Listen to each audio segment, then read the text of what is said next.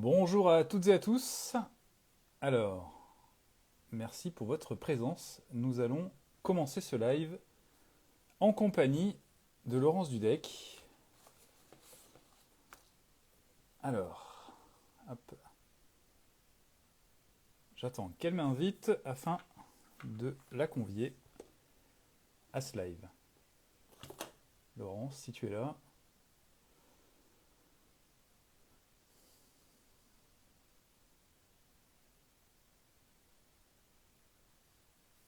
Laurence, allez.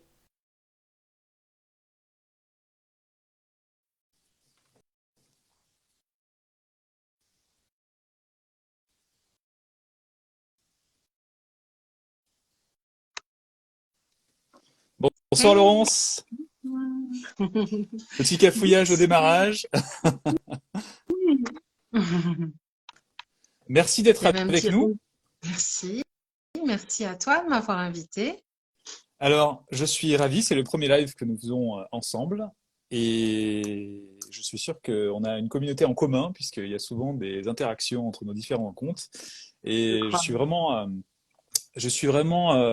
vraiment hâte que tu nous présentes qui tu es déjà et surtout la méthode éducation efficace.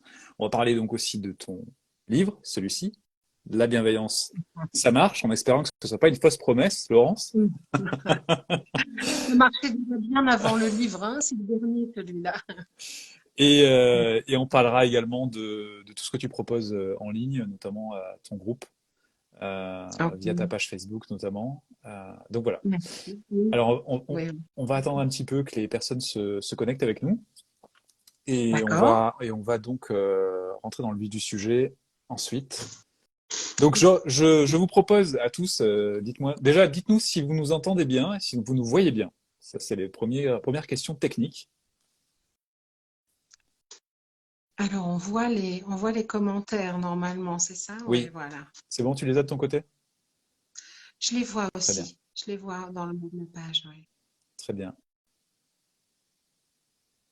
Ah, Oui, il faut donc des petits pouces. Oui, oui, et des petits pouces. parfait. Bonjour. Ah, on a Stop VO officiel avec nous aussi d'ailleurs. Merci. Bonjour Gaël. Merci Nawel. Parfait. Merci Laurent. Très bien. Allez, on va pouvoir commencer. Alors, ben, c'est surtout toi qui va commencer. Je vais te laisser la parole. J'aimerais que tu nous présentes qui tu es, quel est ton parcours. Ok, on va la faire courte hein, quand même, parce que j'ai 25 ans de métier, donc du coup, on peut faire 2 heures. Hein. Bon, alors moi, actuellement, alors moi je suis issue de l'école ericksonienne. Je suis une thérapeute ericksonienne, psychothérapeute de la vieille école, du temps où les psychothérapeutes avaient des diplômes spécifiques de psychothérapeute. Donc tu vois, ça date un peu. Et donc, je suis de l'école ericksonienne. Je commence par ça parce que je suis aussi psychopédagogue et j'ai fait mes 2 formations en parallèle, donc il n'y a pas de chronologie. Mais je commence par dire psychothérapeute et thérapeute ericksonienne parce que ça a une grande influence sur mon travail de psychopédagogue. C'est-à-dire qu'il y a dans mon travail quelque chose euh, qui est dénué de toute, pas de toute, parce que dans les études de psychopédagogie, on est imprégné de psychologie clinique, voire de psychanalyse et de dogmes psychanalytiques, mais tout de même, il n'y a pas tout à fait c'est pas le même parcours que la psychologie clinique et a fortiori la psychanalyse, parce que pour, euh, pour Erickson, l'inconscient n'est pas un grand trou noir plein de pulsions dégoûtantes qu'il faut aller extirper et mettre à jour, mais un allié, un système de ressources internes, un allié qui contient toutes les compétences pour modifier, changer des choses, toutes les compétences pour aller retrouver, par exemple, dans la mémoire inconsciente, des éléments qui peuvent faire évoluer grâce à la thérapie. Et puis, dans le domaine de la psychopédagogie, ben ça aide aussi beaucoup à comprendre le fonctionnement et les conditionnements de l'enfance, même si moi, je suis psychopédagogue quasiment en même temps que thérapeute ericksonienne, j'ai développé la méthode d'éducation efficace bien après avoir commencé à exercer la thérapie, parce que c'est la thérapie d'adulte qui m'a fait prendre conscience des besoins immenses dans le domaine de l'éducation, parce que je me suis retrouvée euh, quotidiennement avec en face de moi des adultes qui laissaient pleurer, crier, souffrir leur enfance dans mon cabinet, et dont je me disais, mais ok, je les soigne, qu'est-ce qu'ils vont faire de ça, hein? Pardon, je rappelle, pardon, parce qu'on me demande ton nom. Donc, c'est Laurence Dudek. On est avec Laurence Dudek ce soir. Ok. Et donc voilà. Est-ce que ça suffit comme histoire? Alors, sinon, il y a l'histoire de l'éducation efficace. Donc, l'éducation efficace, elle est née à peu près il y a une vingtaine d'années, un petit peu. Ça a commencé un petit peu. J'ai commencé à pratiquer, puisque en fait, une des autres particularités de cette méthode, c'est que je l'ai d'abord pratiquée avant de la théoriser. C'est super important en fait, hein. J'ai théorisé après, hein, puisque maintenant je me présente maintenant comme théoricienne à la fois de la psychothérapie et de la psychopédagogie. Mais d'abord, avant toute chose, je l'ai exercé, je l'ai pratiqué, je l'ai brassé, j'en ai mesuré les résultats, etc. Et ensuite, j'en ai fait une méthode, donc une méthode avec 10 clés, Oui. qui sont des clés, qui sont des selon moi, les clés incontournables de la mise en œuvre de toutes les théories de la Oui. bienveillance éducative, puisque la méthode d'éducation efficace, elle sert à ça.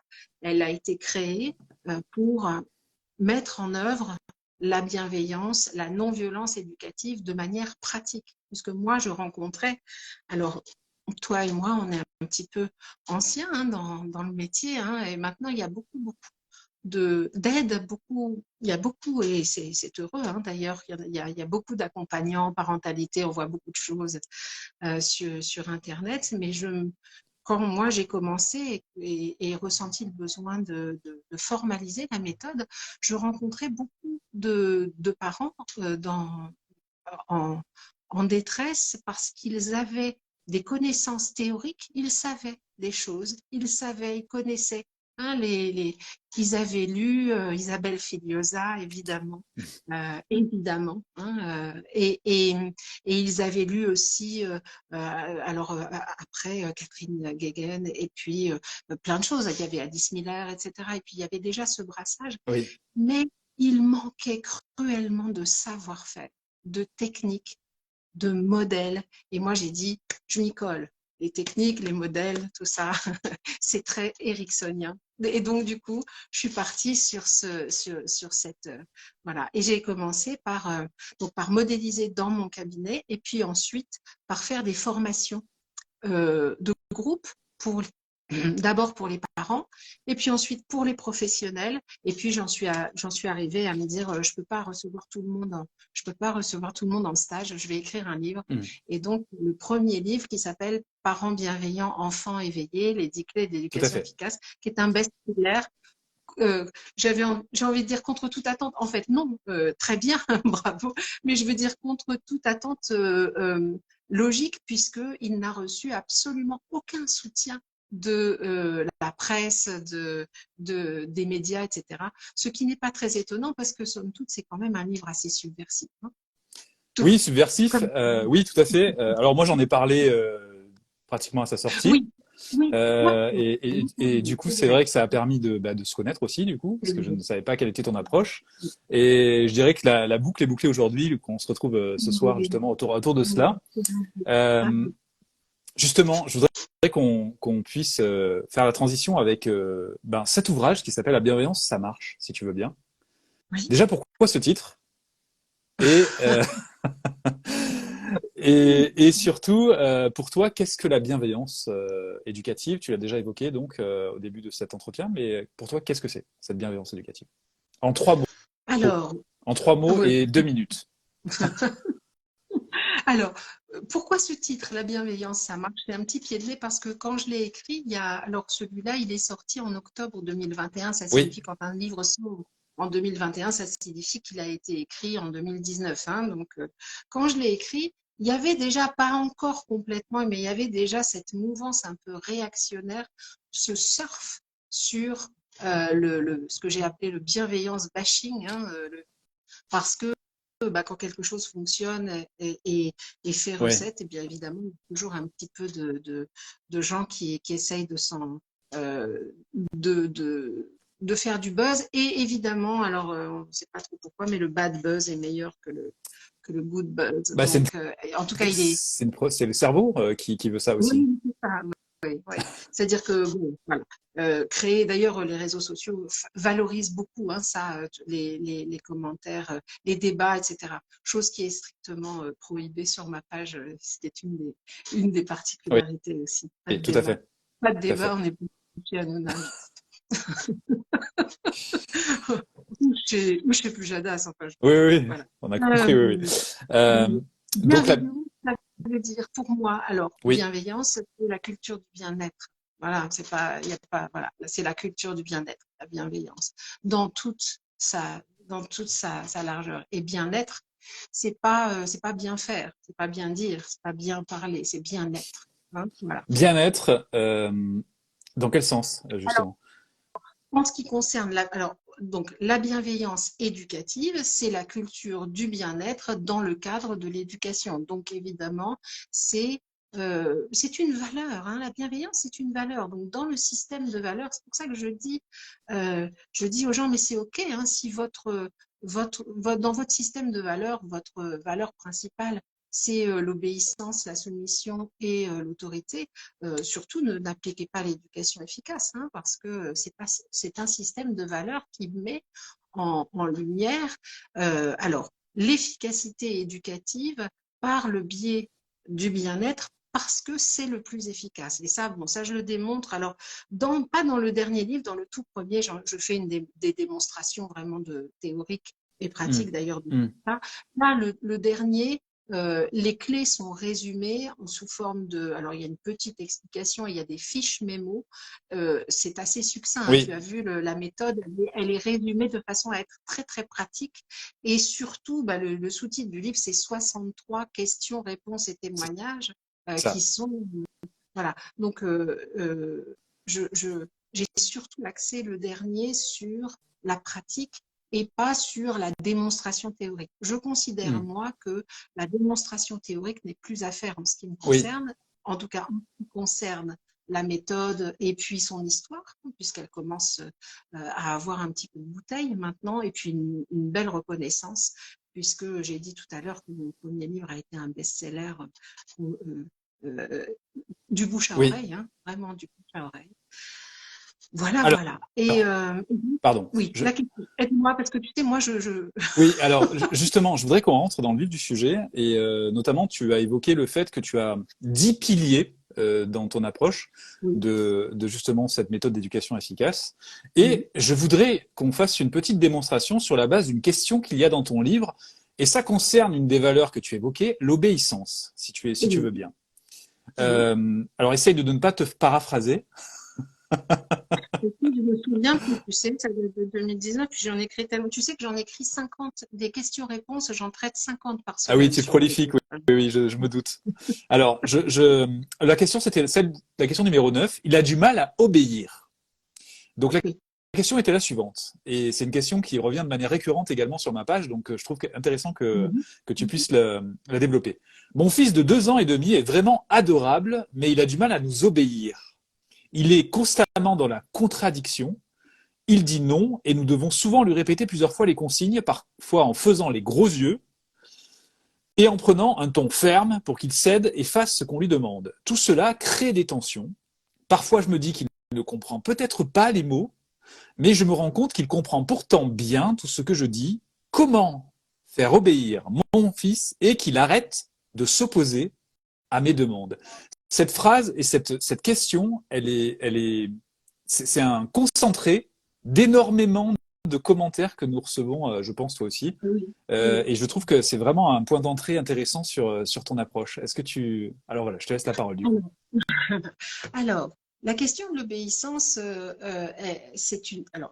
c'est à la fois une question de valeur, hein, si on veut soumettre, parce que obéir, ça veut dire soumettre, hein, ça veut dire soumettre les enfants contre, pas forcément contre leur volonté, mais en tout cas sans leur volonté, hein, sans leur Oui, participation. Donc, il y a cette première question. Ça veut dire que si on entraîne les enfants à obéir, c'est ce qu'on fait depuis quelques millénaires, hein, d'ailleurs, eh bien, on obtient évidemment des adultes obéissants dont le revers de la médaille est la rébellion, hein. Il y a la soumission et de l'autre côté, il y a la rébellion. C'est la même médaille d'accord. qui se tape, hein. Je me soumets, je me rebelle, je me soumets, je me rebelle. Mais de toute façon, je suis dans ce rapport de force. Ce rapport de force-là, il est dommageable en éducation, pas seulement parce que politiquement, on peut en constater les effets, Oui, hein, sur notre société moderne, la civilisation, mais aussi parce qu'il est totalement inefficace. Les petits primates que nous sommes, alors l'éducation efficace, je ne l'ai pas dit, c'est une aussi des particularités, elle s'inspire beaucoup d'éthologie, hein, oui. à part Milton Erickson, la deuxième personne que je vénère, c'est Franz de Waal, qui est On en a un parlé, oui. psy. Voilà. Et on y reviendra d'ailleurs, parce que je vais commencer à poster des citations. J'ai vraiment des connexions très, très importantes. Et donc, c'est pour ça d'ailleurs que le logo éducation efficace, c'est deux singes, hein, c'est deux Ah, c'est petits pour singes. ça. D'accord. J'avais pas fait le lien. J'avais très bien. D'accord. Ok. C'est l'étude comportementale des primates. Ok. Euh, alors, une maman qui dit, mais pourtant je vois qu'il comprend, hein, je vois bien qu'il comprend, hein. Alors certes, il comprend. Quoi? Ça, je suis pas sûre Alors que il vous a 2 ans, on sachiez. rappelle. Hein. Il a 2 ans dans ce Il a que... 2 ans et 2 ans. demi. À Oui, 2 ans et 2 demi. ans, il comprend 90% du non-verbal. Donc il voit, il perçoit bien surtout que vous êtes fâché, que vous êtes en colère, que vous essayez de lui faire, de le gronder, etc. Mais il y a un truc qu'il ne comprend pas, c'est quoi faire, qu'est-ce que tu veux de moi et comment faire. Parce que ce qui est surtout très important, c'est de le guider dans un contexte favorable. Donc, alors ça dépend, obéir pour quoi faire, par exemple, hein, mais si on veut impérativement amener un enfant euh, je ne sais pas moi, à arrêter un déplacement, hein, il se déplace pour aller attraper quelque chose qu'il a vu et son besoin d'exploration. À 2 ans, le besoin d'exploration, il est prégnant, hein, on a des explorateurs qui Hmm. courent, hein, les enfants, à partir du moment où ils commencent à maîtriser la marche, ils ne savent plus marcher, hein, ils courent et ils attrapent les choses, etc. Si on veut les faire obéir et arrêter leur mouvement, alors on ne peut pas le faire sans violence. Et la violence, elle est dommageable. C'est-à-dire que si on veut arrêter en plein mouvement un enfant, eh bien, il faut crier fort, le sidérer et lui faire croire qu'il y a du danger. Quand on fait croire à un enfant qu'il y a du danger qui vient de nous, on devient un prédateur.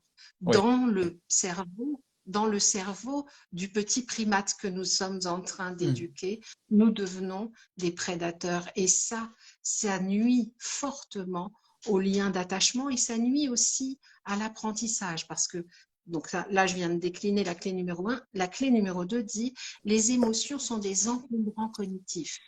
Donc, quand on crée des émotions négatives chez les enfants, je dis des émotions négatives. Oui. Je sais qu'il y a plein de gens maintenant qui disent on ne doit pas dire d'émotions négatives.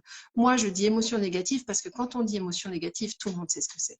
Donc, ok. Et puis après, c'est vrai que toutes les émotions, même négatives, sont utiles Comme la peur, puisqu'elles vont donc, par exemple. comme la peur, etc. Mais en tout cas, on va dire douloureuse, hein. Quand on crée des émotions douloureuses chez un enfant, euh, on encombre son cerveau d'une manière euh, exponentielle. C'est-à-dire que plus il y a d'émotions, plus le cerveau est encombré, moins il réussit à faire ce qu'on lui demande et plus il est encore encombré, etc. C'est un cercle vicieux.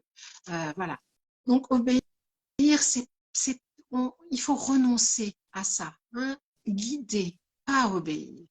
Obéir, pardon, selon donc ta définition, c'est plutôt du ressort du conditionnement de l'enfant, avec une éducation peut-être par la peur notamment, en imposant des émotions désagréables ou négatives. C'est ça?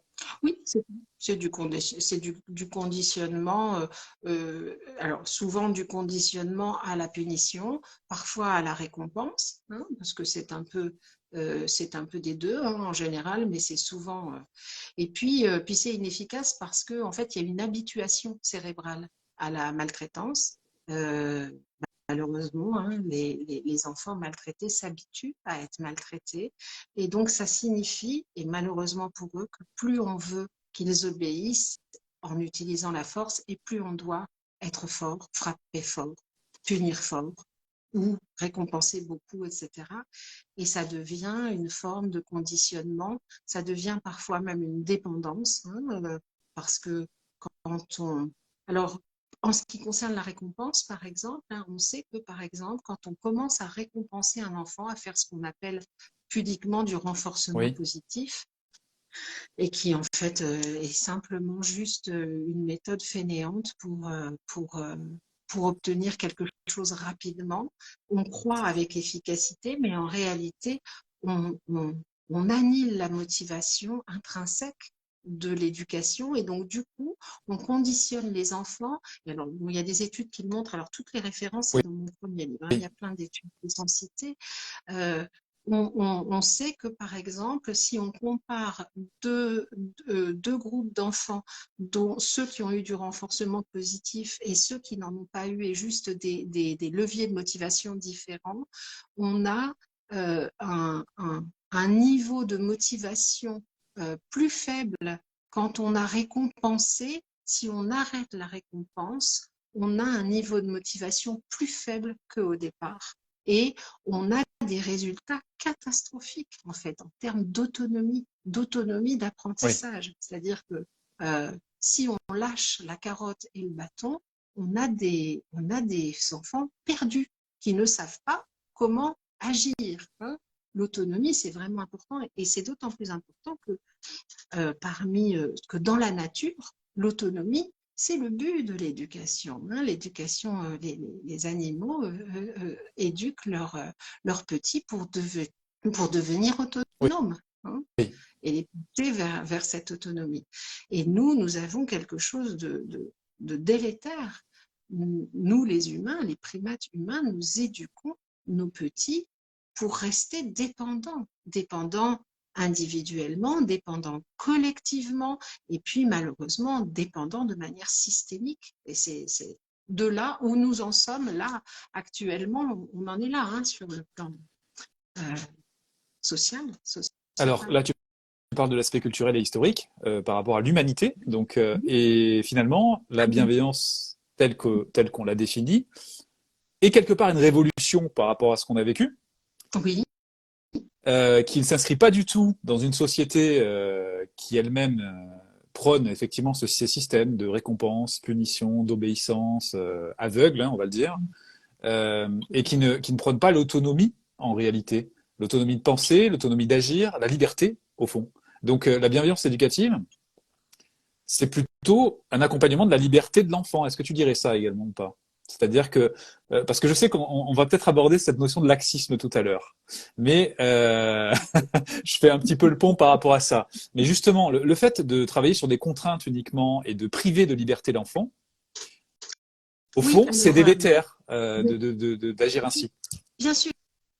C'est une et puis c'est très alors ça concorde beaucoup avec cette espèce d'arrogance humaine hein, qu'on a nous de croire qu'on est supérieur à la nature, que notre mental est supérieur à la nature. Hein. Moi, adulte, avec toutes mes connaissances, tout ce que je sais et euh, toutes les croyances en réalité hein, sociales que j'ai, euh, euh, plutôt que de faire des transmissions, je vais inculquer des choses et donc je pars du principe que je sais mieux que la nature. Oui, Alors qu'en réalité, nous sommes, nous devrions être, nous parents, des accompagnateurs d'apprentissage naturel. On n'a pas besoin de forcer les choses. Hein. Par exemple, que ce soit le sommeil, que ce soit l'alimentation, que ce soit la marche, l'autonomie, etc.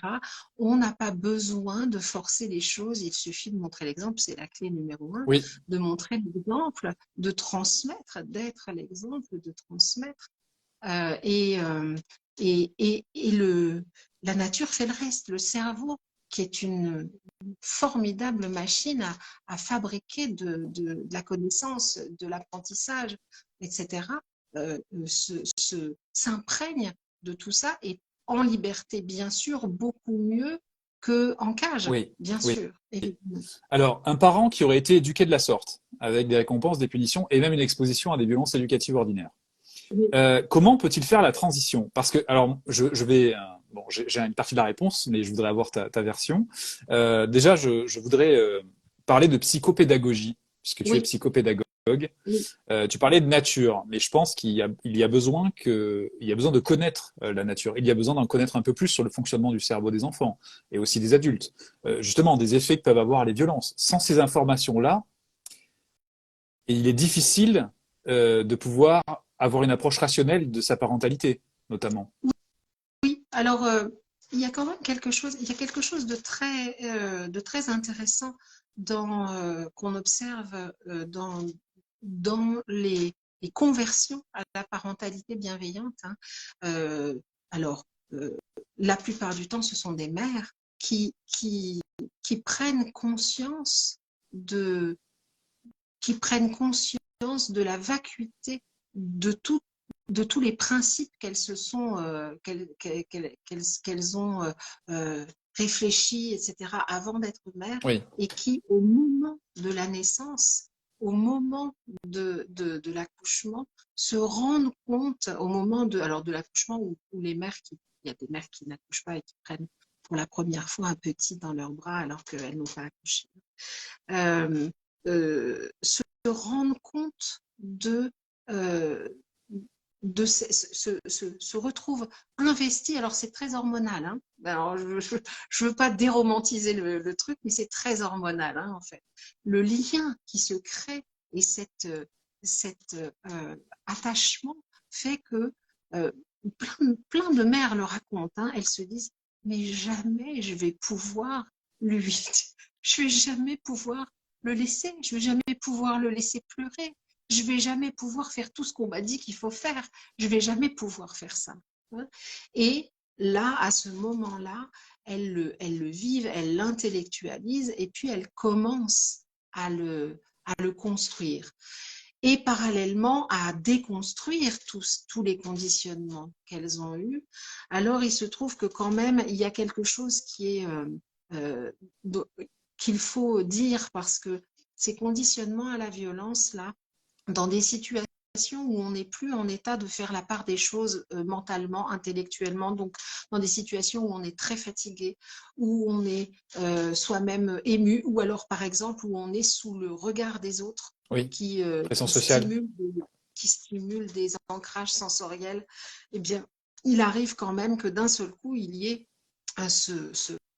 ce monstre intérieur, hein, ce dragon qui vienne transformer une mère bienveillante en, un personnage menaçant et un prédateur, etc. Quand ça arrive, ensuite, alors d'abord, quand ça arrive, les mamans qui font ça euh, sont, euh, sont en observation d'elles-mêmes, hein. Ce sont des états de Dissociation, dissociation, hein. oui. Et elles s'observent en train d'agir, elles se jugent en train d'agir et pourtant c'est un pilote Oui. automatique qui a dit ça c'est une indication thérapeutique. C'est une indication thérapeutique et je le dis, je l'affirme, je le répète, ça ne signifie pas qu'on va se retrouver en thérapie pendant 2 ans, 3 ans, toutes les semaines, etc. Ce sont des choses qui peuvent rapidement se régler.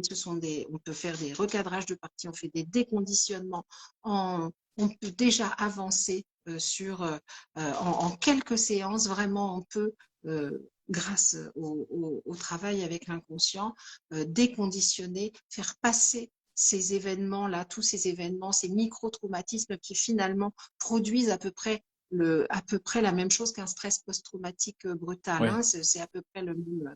Eh bien, on peut évidemment les soigner, les déconditionner et apprendre à remplacer ces fonctionnements qui sont des fonctionnements enfants, sont des mémoires qui s'activent, à faire grandir ces mémoires, grandir au sens d'évoluer Mm. librement. Hein, on fait ce qu'on appelle un reparentage. Euh, voilà, donc c'est des choses qu'on peut soigner et quand on n'y arrive pas soi-même, on peut faire appel alors, à des thérapeutes, mais pas seulement. Qu'est-ce qu'on a comme chose à dire? Tu vois, j'ai encore plein de choses à dire. Y a, dans l'éducation efficace, et en particulier parce que c'est inspiré de l'éthologie, il y a la notion de Mm. tribu. Nous sommes des primates de tribu. Nous avons besoin, nous, alors les parents, nous avons besoin d'autres parents. Nous Oui, avons besoin oui, d'un réseau. de, Mm. d'un réseau, d'être entouré. C'est pour ça d'ailleurs que vous êtes si solidaires les unes et les uns des autres sur les pages, sur la page de Papa Positive et sur ma page, etc. Parce qu'on fait tribu. Alors, c'est des grandes tribus, hein, mais on a besoin aussi de petites tribus. Moi, quand j'ai des mamans qui viennent dans mon groupe, on fait tribu autour d'elles. Par exemple, des mamans qui viennent et qui me disent, moi, toute la journée, je me fais critiquer. Oui, Toute la journée, je me fais critiquer. Alors, au choix par mes parents, la voisine, parfois c'est mon coparent, hein, ça arrive souvent, etc. Toute la journée, je me fais critiquer, je me sens toute seule, je me sens complètement isolée. On a besoin de faire tribu, on a besoin d'être aidé, on a besoin d'être materné. Par exemple, quand on accouche, quand on est en postpartum, on a besoin soi-même d'être materné. oui, C'est un besoin naturel. oui. Les postpartum nécessitent de revivre un moment de maternage pour réintégrer soi-même son identité, etc. C'est voilà. Alors, dans ce que tu viens de dire, il y a une notion qui est importante selon moi, c'est conscientiser la présence, par exemple, de trauma, qui pourrait empêcher l'accession à cette bienveillance éducative.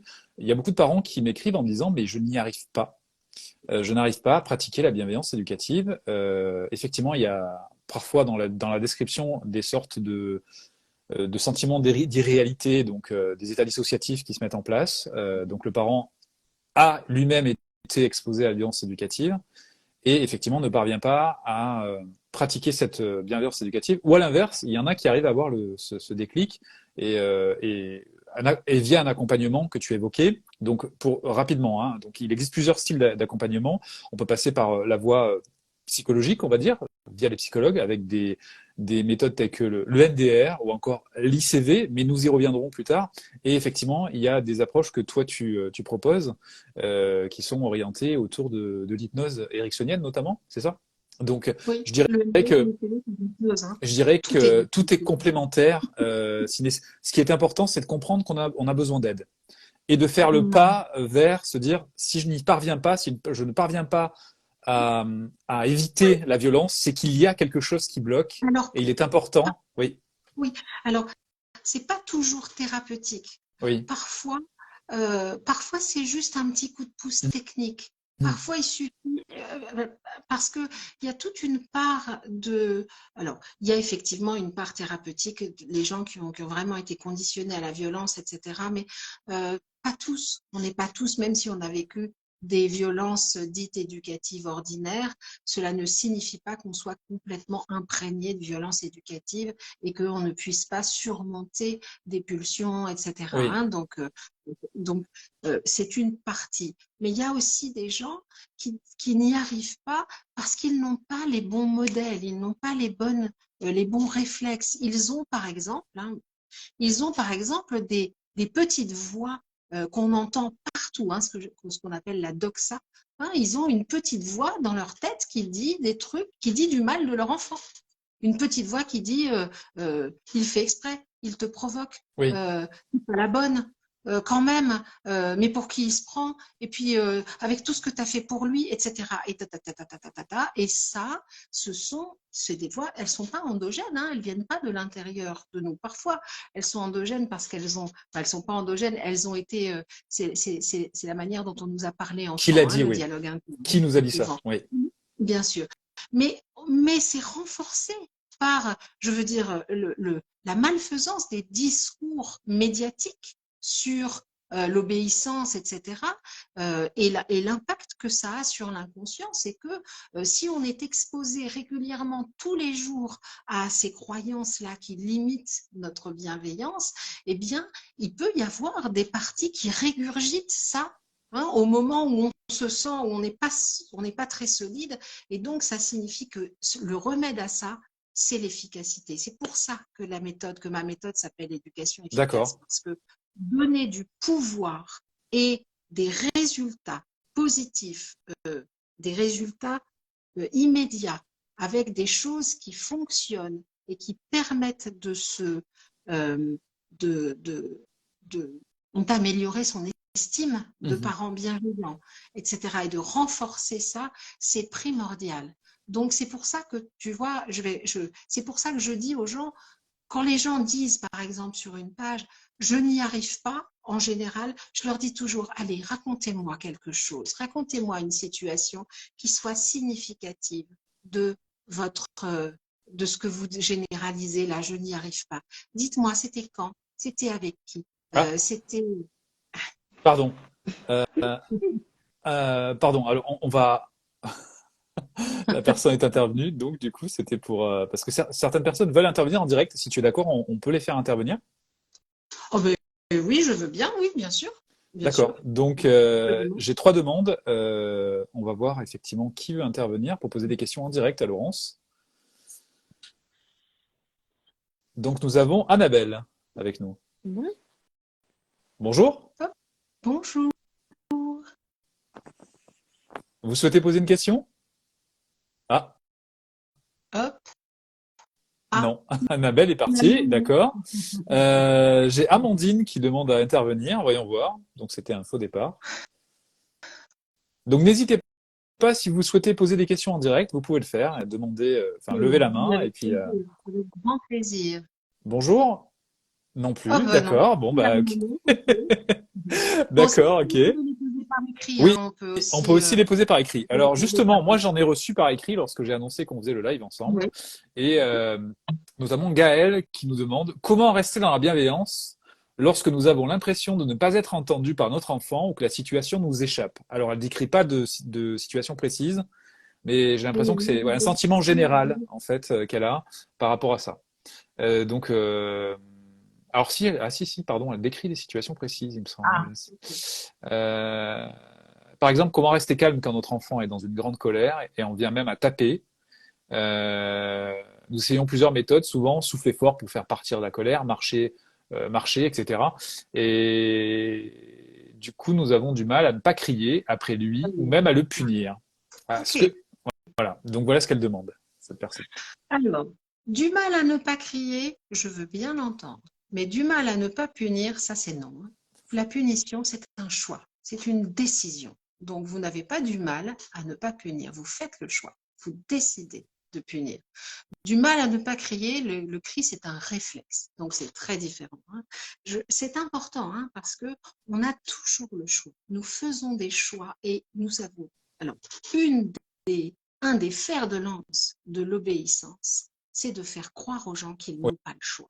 oui. Un des fers de lance de, pas seulement de l'obéissance, hein, mais de l'oppression, c'est de faire croire aux gens qu'ils n'ont pas le choix. Incarnez vos choix et dites, j'ai choisi de le punir parce qu'à ce moment-là, c'est le meilleur que j'avais à apporter, ok. Mais Là, tu pas proposes une reformulation déjà. Parce qu'en fait, oui. Marshall Rosenberg, notamment, évoquait le fait que c'est la colère qui va nous entraîner dans l'acte de punir pour faire souffrir autrui, pour nous soulager nous-mêmes, en gros. Oui, bon, alors c'est une analyse comme une autre. Parfois, c'est juste simplement, parfois c'est juste une décision pour faire cesser quelque chose qu'on Oui, vit soi-même comme une agression, hein, par exemple, hein. Bon, je veux pas voter en touche la question. Là, je suis partie sur, je vais répondre à la question. Donc, euh, il y a quelque chose qui est important, c'est que en général, et c'est pour ça que je fais raconter aux gens, je dis racontez-moi ce qui s'est passé oui, avant. Et racontez-moi encore ce qui s'est passé avant. Parce que quand vous en arrivez à ce qu'un enfant de 2 ans vous frappe, euh, vous crache dessus, etc., c'est que le point de bascule, il est ailleurs, il est avant, il est en amont. Quand on en arrive là, le seul moyen d'arrêter le stimulus qui provoque la réaction de l'enfant, c'est de reculer. Vous n'écoutez pas les gens qui disent quand c'est non, etc. Il faut reculer parce qu'à ce moment-là, votre petit primate, il interprète qu'il est dans une situation de prédation. C'est facile à repérer, hein, les petits humains, les petits primates humains, comme les autres d'ailleurs, quand ils sont en situation de prédation, d'abord ils fuient, ils essayent de s'extraire. S'ils ne peuvent pas s'extraire, ils crient. S'ils ne peuvent pas, si le stimulus continue, ils mordent, ils griffent, ils frappent. Et puis finalement, le dernier, hein, si on continue, en général, ça suffit pour arrêter les choses parce que évidemment les parents ne se rendent bien compte qu'ils vont pas avoir gain de cause, hein, mais sinon en dernier ils s'évanouissent, hein, ils font un malaise vague. Mm. Mm. D'accord, donc ça c'est les réactions des petits primates humains, les réactions naturelles des petits primates humains qui vivent une situation de prédation. Ça veut dire qu'à ce moment-là, vous vous comportez avec lui comme un prédateur pour son cerveau. Ou la situation est perçue comme de la prédation, pas forcément le parent. Oui, voilà. Bon, non, c'est parce que la dame dit je crie, etc. Hein. Oui. Ok. Donc, il faut. Donc, quand c'est comme ça, on recule. Hein, on recule et on fait cesser le stimulus. Quand le stimulus cesse, la décharge émotionnelle, elle va durer un petit moment. On essaye de pas l'attraper pour pas faire cesser. On laisse un petit peu et puis ça redescend. Mais surtout, il faut repérer le point de bascule, c'est-à-dire, et c'est pour ça que j'aurais aimé que cette maman raconte la situation, parce que les enfants ne se mettent jamais dans des états comme ça pour rien, jamais. C'est-à-dire quand les parents viennent et disent « je comprends pas, pourtant il a tout ce qu'il demande, etc. » Et puis il se met dans des... C'est une vue de l'esprit. Logiquement, c'est-à-dire confiner les enfants à l'inquiétante étrangeté parce qu'ils ne veulent pas faire quelque chose que vous croyez qu'ils peuvent faire, alors qu'en réalité, ils ne peuvent pas le faire. Hein, et les obliger, c'est les acculer. Et c'est ça la situation de prédation. Hein, c'est acculer l'enfant contre un mur. Il ne peut pas reculer. Il est obligé de faire quelque chose. Et là, il y a un réflexe. Ce sont des réflexes, hein, ils ne peuvent pas lutter contre. Hein. Donc, voilà. C'est de l'impulsivité, en fait. Hein. Réaction de stress. Oui, ce sont des réflexes. Donc, il y a un stimulus et ça génère une réaction sans passer par le cortex. Hein. Ce n'est pas une décision. Oui. Pas de décision. Voilà. Donc, comment on fait pour ne pas soi-même crier? Parce qu'en réalité, ce qui se passe, c'est que quand vous avez un petit bonhomme là qui est hors de lui et qui est en pleine crise, vous aussi, vous cherchez à ce que ça s'arrête. Hein, et donc vous criez. Ça peut arriver. C'est un ratage. C'est-à-dire, ça ne doit pas être une méthode éducative. C'est un ratage. On doit l'analyser comme tel. C'est-à-dire, il y a quelque chose qui s'est mal passé et on doit s'en servir pour ne plus reproduire ça. Et ne plus reproduire ça, ça signifie ne pas exiger d'un enfant qu'il fasse quelque chose qu'il ne peut pas faire, soit parce qu'il manque d'informations, c'est pas des informations verbales, hein, mais contextuelles, soit parce qu'il manque de capacité, parce qu'il est trop petit pour ça. Hein. On a malheureusement, il y a un effet pervers de cette mouvance qui a quand même été le début de la bienveillance éducative. Le bébé est une personne, hein, c'est tout début, hein, c'est vraiment, ça date des années 60, 70. Et il y a eu une mainmise de la psychologie, psychanalytique, etc., toute la psychanalyse là-dessus, qui laisse croire que les enfants comprennent tout, comme s'ils comprenaient tout le verbal. Les enfants ne comprennent pas tout. Ils ne comprennent pas ce que vous comprenez. Déjà, les adultes, vous croyez qu'ils comprennent ce que vous dites, ils ne comprennent pas la même chose que vous. Donc, du coup, les enfants, hein, il y a Je vais vous donner un exemple, hein, un petit bonhomme de 4 ans, c'est une histoire qu'on m'a racontée hier. Une collègue chère à mon cœur m'a racontée hier. Un petit bonhomme de 5 ans qui venait consulter avec sa maman parce que la maîtresse avait dit qu'il était immature. Elle avait dit ça. Et la maman disait, parce que la maîtresse, elle dit qu'il est immature. Et puis elle racontait parce que ceci, cela, etc. Et ma collègue, elle dit, qu'est-ce que ça veut dire que tu es immature? Et le petit bonhomme, il a dit, ça veut dire que je suis méchant. Voilà. D'accord. Et ça faisait, alors, et c'était pouf, une belle étiquette là qui était posée sur lui, hein, et qui était, voilà, vous voyez le truc, 4 ans ou 5 ans, ils n'ont pas le même vocabulaire, ils n'ont pas la même capacité de compréhension. Rappelez-vous combien de temps cela vous a mis pour comprendre le vrai sens des mots et pendant combien d'années on a utilisé nous-mêmes des mots avant d'aller se rendre compte dans le dictionnaire que ça ne veut pas dire ça, Oui. par exemple. Ça arrive à tout le monde. Donc voilà, il faut avoir vraiment il faut avoir du discernement par rapport à ça. Et il y a quelque chose qui est vraiment important, c'est la clé numéro 6 de l'éducation efficace, c'est que même si vous ne savez pas s'il comprend, il a compris, etc., c'est une donnée universelle, c'est un prérequis de l'expérience humaine. Le cerveau, donc les personnes, font toujours du mieux qu'elles peuvent. Il y a toujours une intention positive à un comportement, si indésirable soit-il. Hein, un enfant qui crache ou qui frappe ou etc., ou qui se sauve, il y a toujours une intention positive. Alors là, quelle Donc, est-ce du coup, là, par exemple? il fait ça pour m'embêter, Hmm. il y a toujours une intention positive. Et l'intention positive, alors on n'est pas obligé de la détecter tout de suite parce que c'est difficile, ça demande de l'expérience. Mais en tout cas, en l'accordant, en se disant, je sais qu'il fait du mieux qu'il peut, je sais que c'est Alors, difficile. comment Et faire, pardon, je te coupe, mais par exemple, un enfant qui tape ou qui crache, oui, euh, le parent, pour revenir à la question qui a été posée, comment rester calme et ensuite chercher le pourquoi justement de ce comportement, le besoin peut-être qui n'est plus satisfait, que l'enfant va essayer de satisfaire de manière maladroite, parce qu'il ne sait pas faire autrement. C'est peut-être ce que tu veux dire par intention positive, le fait d'aller chercher le besoin. euh, Mais non, comment le parent peut arriver à se convaincre justement et trouver quelle est l'intention positive derrière un comportement, par exemple, d'attaque qui peut être perçu comme une attaque. Donc un enfant qui tape ou un enfant qui mord ou qui crache, par exemple. alors tu vois, ça c'est une déformation de la psychologie, ce que tu viens de dire là, c'est une déformation de la psychologie. Quand on dit l'intention positive, tout de suite les gens, beaucoup de gens disent, ah donc il faut trouver l'intention positive. Non, la clé numéro 6, elle dit, vous n'êtes pas obligé de savoir, de trouver l'intention positive. L'intention positive, c'est une clé de posture intérieure. Oui. Quand je sais que mon enfant qui est en train de je sais pas, de se rouler par terre ou de manger des fleurs, il est en train de faire du mieux qu'il peut.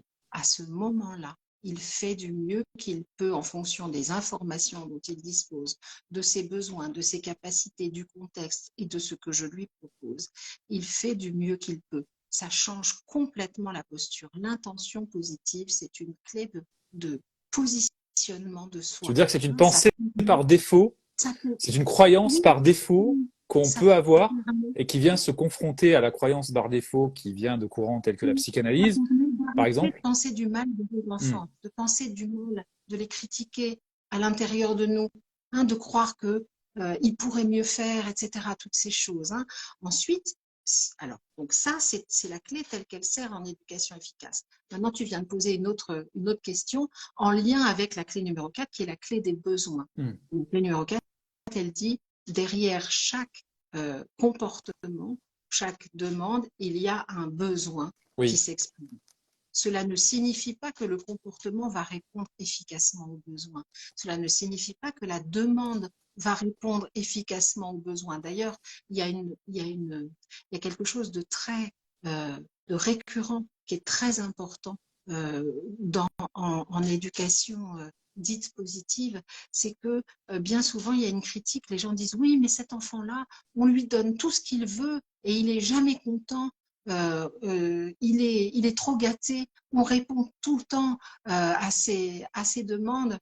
euh, comme si c'était ça, la bienveillance, alors qu'en réalité, ce qui se passe quand on répond positivement à une demande qui est à côté de la plaque, c'est-à-dire quand un enfant dit, par exemple, hein, je prends un Oui, exemple, c'est juste un exemple, hein, quand un enfant dit j'ai faim alors qu'il s'ennuie, on lui donne du chocolat, 2 minutes après ou 10 minutes après, il dit j'ai faim. Et on dit mais c'est pas possible, il n'a pas faim, d'accord? Et bah, c'est ça, hein, il pose une demande qui est dans ses capacités, parce que faim, il sait dire, je m'ennuie, il ne sait pas. Hein, il ne s'est pas connecté avec le fait de s'ennuyer. Il a besoin de vous pour comprendre qu'il s'ennuie. Je vois bien que tu es en train de t'ennuyer oui, et viens, allez, on va sortir, on va faire une petite promenade, on va sauter, sauter dans les flaques, on va, etc. Et il va oublier son envie de chocolat parce que c'est même pas une envie de chocolat, c'est juste, il dit j'ai faim, on lui dit c'est où que tu as faim et il dit c'est là, par exemple. Hein, on leur demande c'est où ton estomac, hein, c'est là, c'est là. Hein, d'accord, ben non, si tu as faim, oui, c'est là, ici. D'accord. Donc, ce sont des choses, les besoins, la clé des besoins est très importante. Les enfants ont besoin de nous pour apprendre à connecter avec leurs besoins. Si on répond à toutes leurs demandes en croyant que ça répond à leurs besoins, on finit par être fâché contre eux en oui, croyant que c'est eux qui demandent, qui demandent, qui demandent, alors qu'en fait, juste, c'est nous qui n'avons pas répondu aux besoins. Hein, et en particulier, toujours aller voir sur les besoins physiologiques, hein, du bas, hein, les besoins, donc respirer, le tout premier, hein, vraiment, respirer. Les enfants ont tellement besoin de respirer et on les empêche oui. tellement de respirer. Respirer, bouger, respirer, bouger, euh, être touché, hein, être les besoins Le contact de physique, oui. contact. Mm. Bon, évidemment, manger, dormir, mais ça, les parents sont toujours prêts à donner à manger et à faire dormir. Donc, on leur en parle pas. Mais tous les autres besoins, hein, bouger, sortir, et puis ensuite explorer, hein, à partir de la marche, hein, les besoins d'exploration, Oui, hein, qui sont évidemment, ça guide. C'est important d'être guidé quand on est parent sur comprendre ce qui se passe pour ne pas en c'est ça. vouloir aux enfants et puis ne pas s'en vouloir non plus à soi-même, hein, parce que euh, quand on a été violent ensuite, en tout Oui. cas les gens qui sont ici sont là pour ça, hein, quand on a été violent ensuite on se sent coupable, on se sent mal, Mhm. hein, on se sent, et on se dévalorise soi-même. Tout à Et la fait. culpabilité, même si c'est douloureux, la culpabilité, c'est une émotion. Elle raconte quelque chose qui est juste, Oui, hein. Quand vous vous sentez coupable, c'est que vous avez, je le dis un peu trivialement, c'est que vous avez merdé, hein. Voilà, vraiment. Et donc, mais oui, alors le constat, c'est ça, hein. Euh, j'ai merdé, qu'est-ce que je vais faire, hein, voilà. Et là, on a besoin les unes des autres, les uns des autres. On va dans les groupes, on appelle SOS Papa Positif qui est toujours là avec ses outils, etc. Mais c'est vraiment, c'est très important, hein. Ouais, c'est vraiment. oui. Alors, je retiendrai vraiment deux choses importantes et j'espère que ceux qui nous écoutent l'ont aussi entendu, c'est que l'enfant fait du mieux qu'il peut tout le temps et qu'il a des intentions positives. Ça, je trouve que c'est un terreau pour, Oui, qui permet de mettre à distance beaucoup de croyances limitantes et beaucoup de réactions de stress relativement aux intentions négatives qu'on pourrait prêter à l'enfant. Je trouve que ouais, ça, oui. vraiment, s'il y a une chose à retenir ce soir, je ne sais pas ce que tu en dis, ça serait déjà ça, se dire mon enfant fait du mieux qu'il peut à chaque moment, et il a des intentions positives, et il ne sait pas forcément faire des demandes en relation avec ses besoins. Il a besoin de parents pour pouvoir décrypter et l'accompagner dans cette connexion entre ce qu'il a vraiment besoin et ses demandes. Et petit à petit, il arrivera de mieux en mieux à formuler Oui, ses demandes. C'est ça? tout à fait. Oui. Et puis aussi, pour lui, tout a valeur d'expérience. C'est-à-dire, euh, verser, verser de l'eau dans les chaussures de papa, c'est une expérience. Hein. Oui, c'est Et sûr. c'est plein d'intentions Ah positives. bon, c'est pas une Hein. bêtise? Ben non. Alors, on n'est pas toujours content, on n'est pas toujours très heureux, mais en même temps, euh, alors comme je dis souvent, hein, on laisse pas un petit bonhomme de 3 ans avec des objets coupants, avec un paquet de bonbons ouverts sur les genoux en lui disant tu ne manges qu'un seul, hein, Ouais. d'accord, il faut. Voilà. Hein. Et vraiment, et tout a valeur d'expérience. Oui, tout à valeur d'expérience. Et là aussi, ça fera une troisième, si tu veux bien, une troisième ligne à ajouter. L'enfant expérimente tout le temps, en fait. Oui, Voilà. oui, Et c'est un petit laborantin ou scientifique oui, qui expérimente tout le temps. Déjà, il sort, enfin, il sort. Il naît inachevé, si on oui, veut. Donc, il a ouais, besoin de se construire. L'environnement est très important pour ça.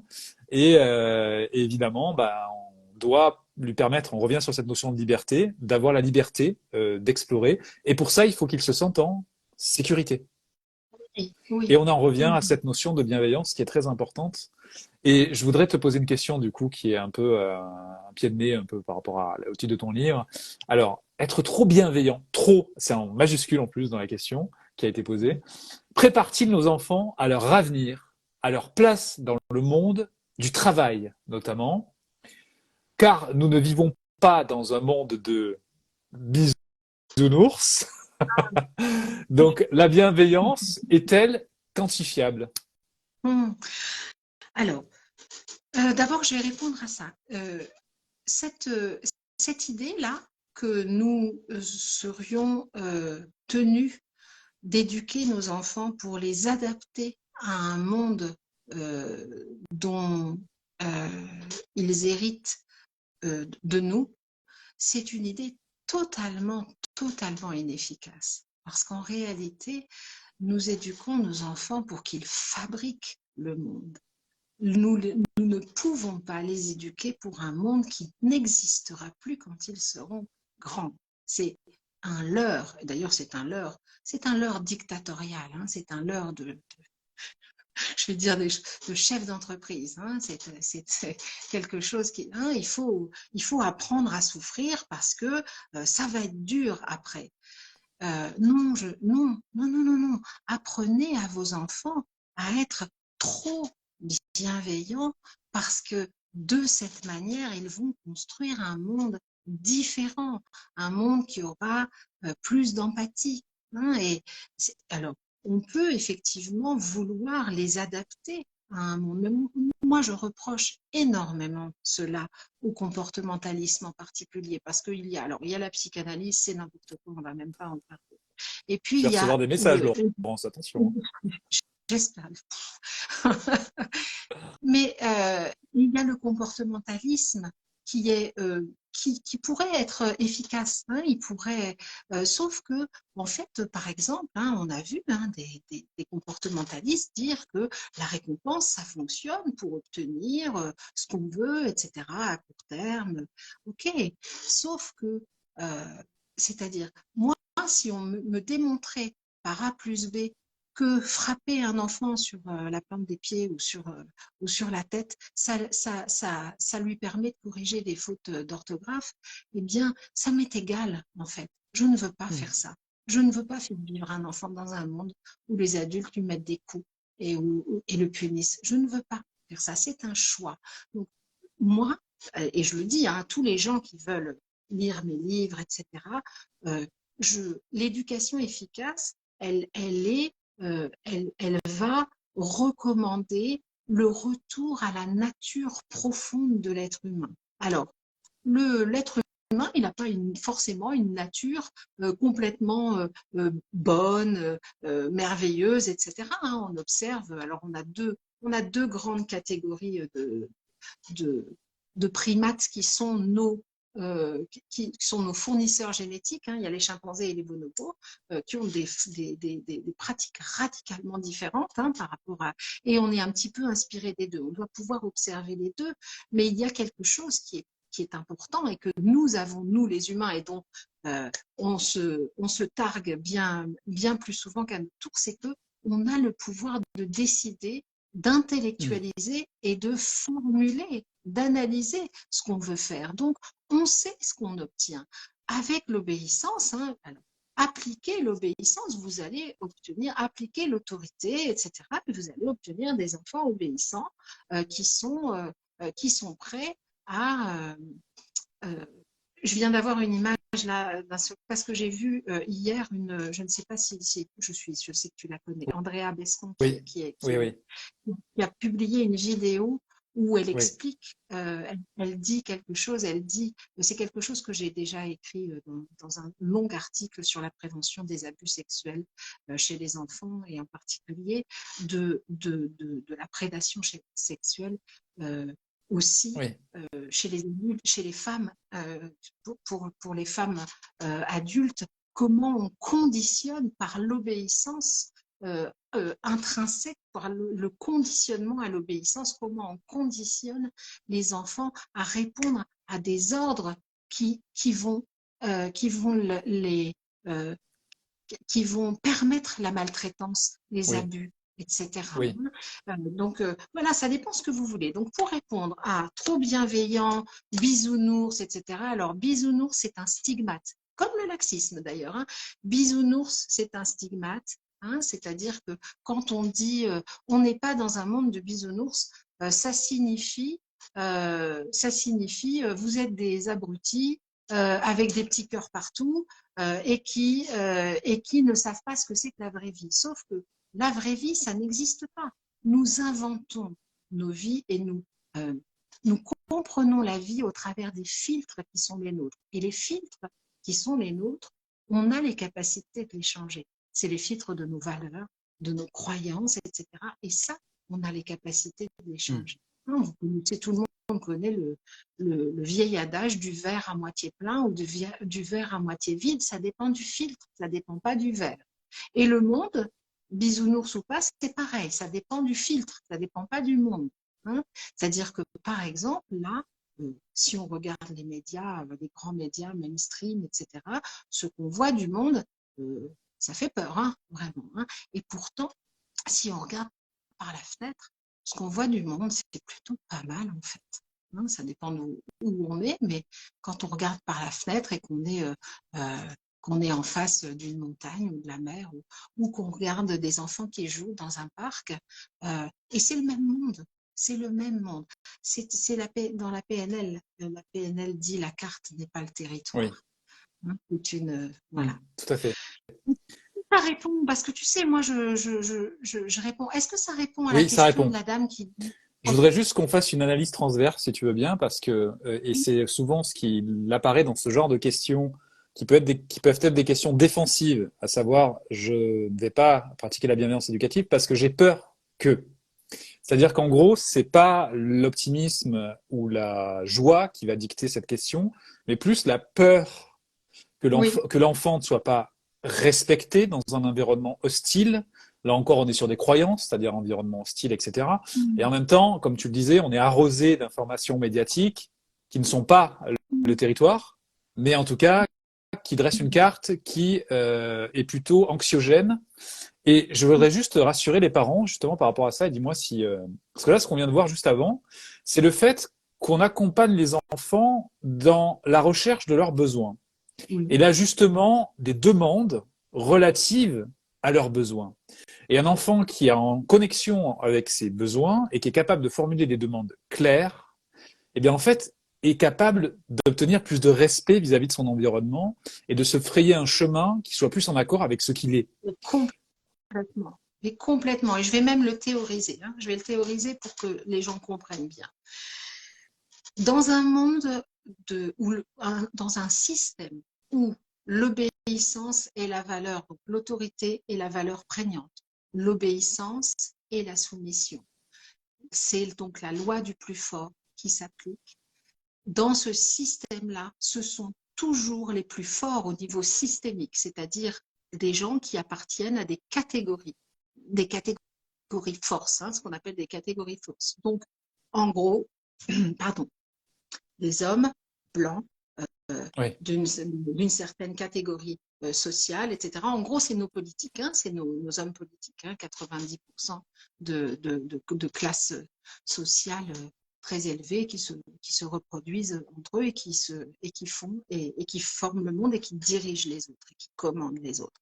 Donc, moi, je le dis, c'est pas du cynisme, mais si vous ne faites pas partie des ultra riches, n'apprenez pas à vos enfants à obéir parce qu'ils obéiront aux ultra riches.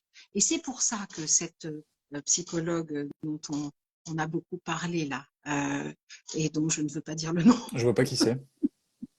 Tu, euh, tu sais, 7 ans d'études pour apprendre aux parents à mettre leurs enfants au point, Non, ça te dit quelque chose? non, je vois pas. Et donc, non, pas du tout. Et donc, c'est pour ça que elle recommande ça. Parce que c'est pas ses enfants à elle qui vont obéir, c'est les nôtres. C'est super important. Comprenez bien ça. C'est nos enfants à nous. Nos enfants à nous qui sommes les 99%. Hein, la, la Valtaille, hein, c'est nous qui allons obéir. Eux, ils vont nous commander. Et si vous apprenez à vos enfants à obéir au plus fort, ils vont obéir au plus fort. Si, alors, il ne s'agit pas de leur apprendre à désobéir, mais si vous leur apprenez à être indépendants, à être autonomes, à penser par eux-mêmes, à trouver eux-mêmes les solutions, à devenir des petits primates qui savent monter dans les arbres, hein, vraiment, c'est-à-dire qui n'ont pas besoin de cette, euh, d'être dépendants de l'autorité. Alors, votre monde de bisounours, alors je ne sais pas ce que c'est que les bisounours, mais en tout cas, vous l'aurez, hein, votre monde idéalisé, hein, celui dont que tout le monde passe son temps à réclamer à coups de casserole. Et en fait, tout le monde est comme ça parce que on n'est pas capable de sortir de la dépendance. On a cette responsabilité-là. Et c'est pour ça que je dis que l'éducation et la bienveillance, c'est subversif. C'est pas seulement efficace, etc. C'est une démarche, c'est une décision. Et c'est pour ça que mon livre est dédicacé au laxisme. Hein, la dédicace de la bienveillance, ça marche, c'est je dédie ce livre au laxisme, dernier rempart contre l'autorité. Bonsoir. Merci d'être avec nous. Désolée. Merci à vous. Du coup, je voulais un petit peu illustrer par rapport au fait, moi j'ai 2 enfants. Donc 2 petits en bas âge. Le plus grand, il a 21 mois.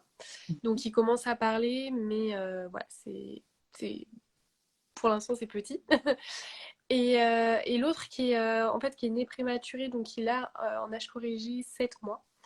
Et en fait, depuis un mois environ, il tape son petit frère. Pas violent, enfin, c'est pas violent dans le sens où ça va pas être très brusque, très fort, mais on sent que c'est vraiment pour attirer notre attention.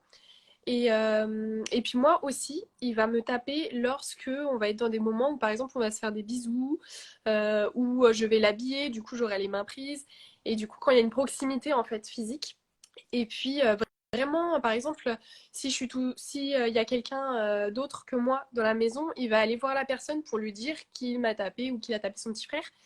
Et donc en fait par rapport à ça, je sais pas vraiment comment réagir. J'essaye voilà, de lui dire non, que s'il a besoin que de jouer avec son petit frère, qu'il me le dise, s'il a besoin d'un câlin, qu'il me le dise.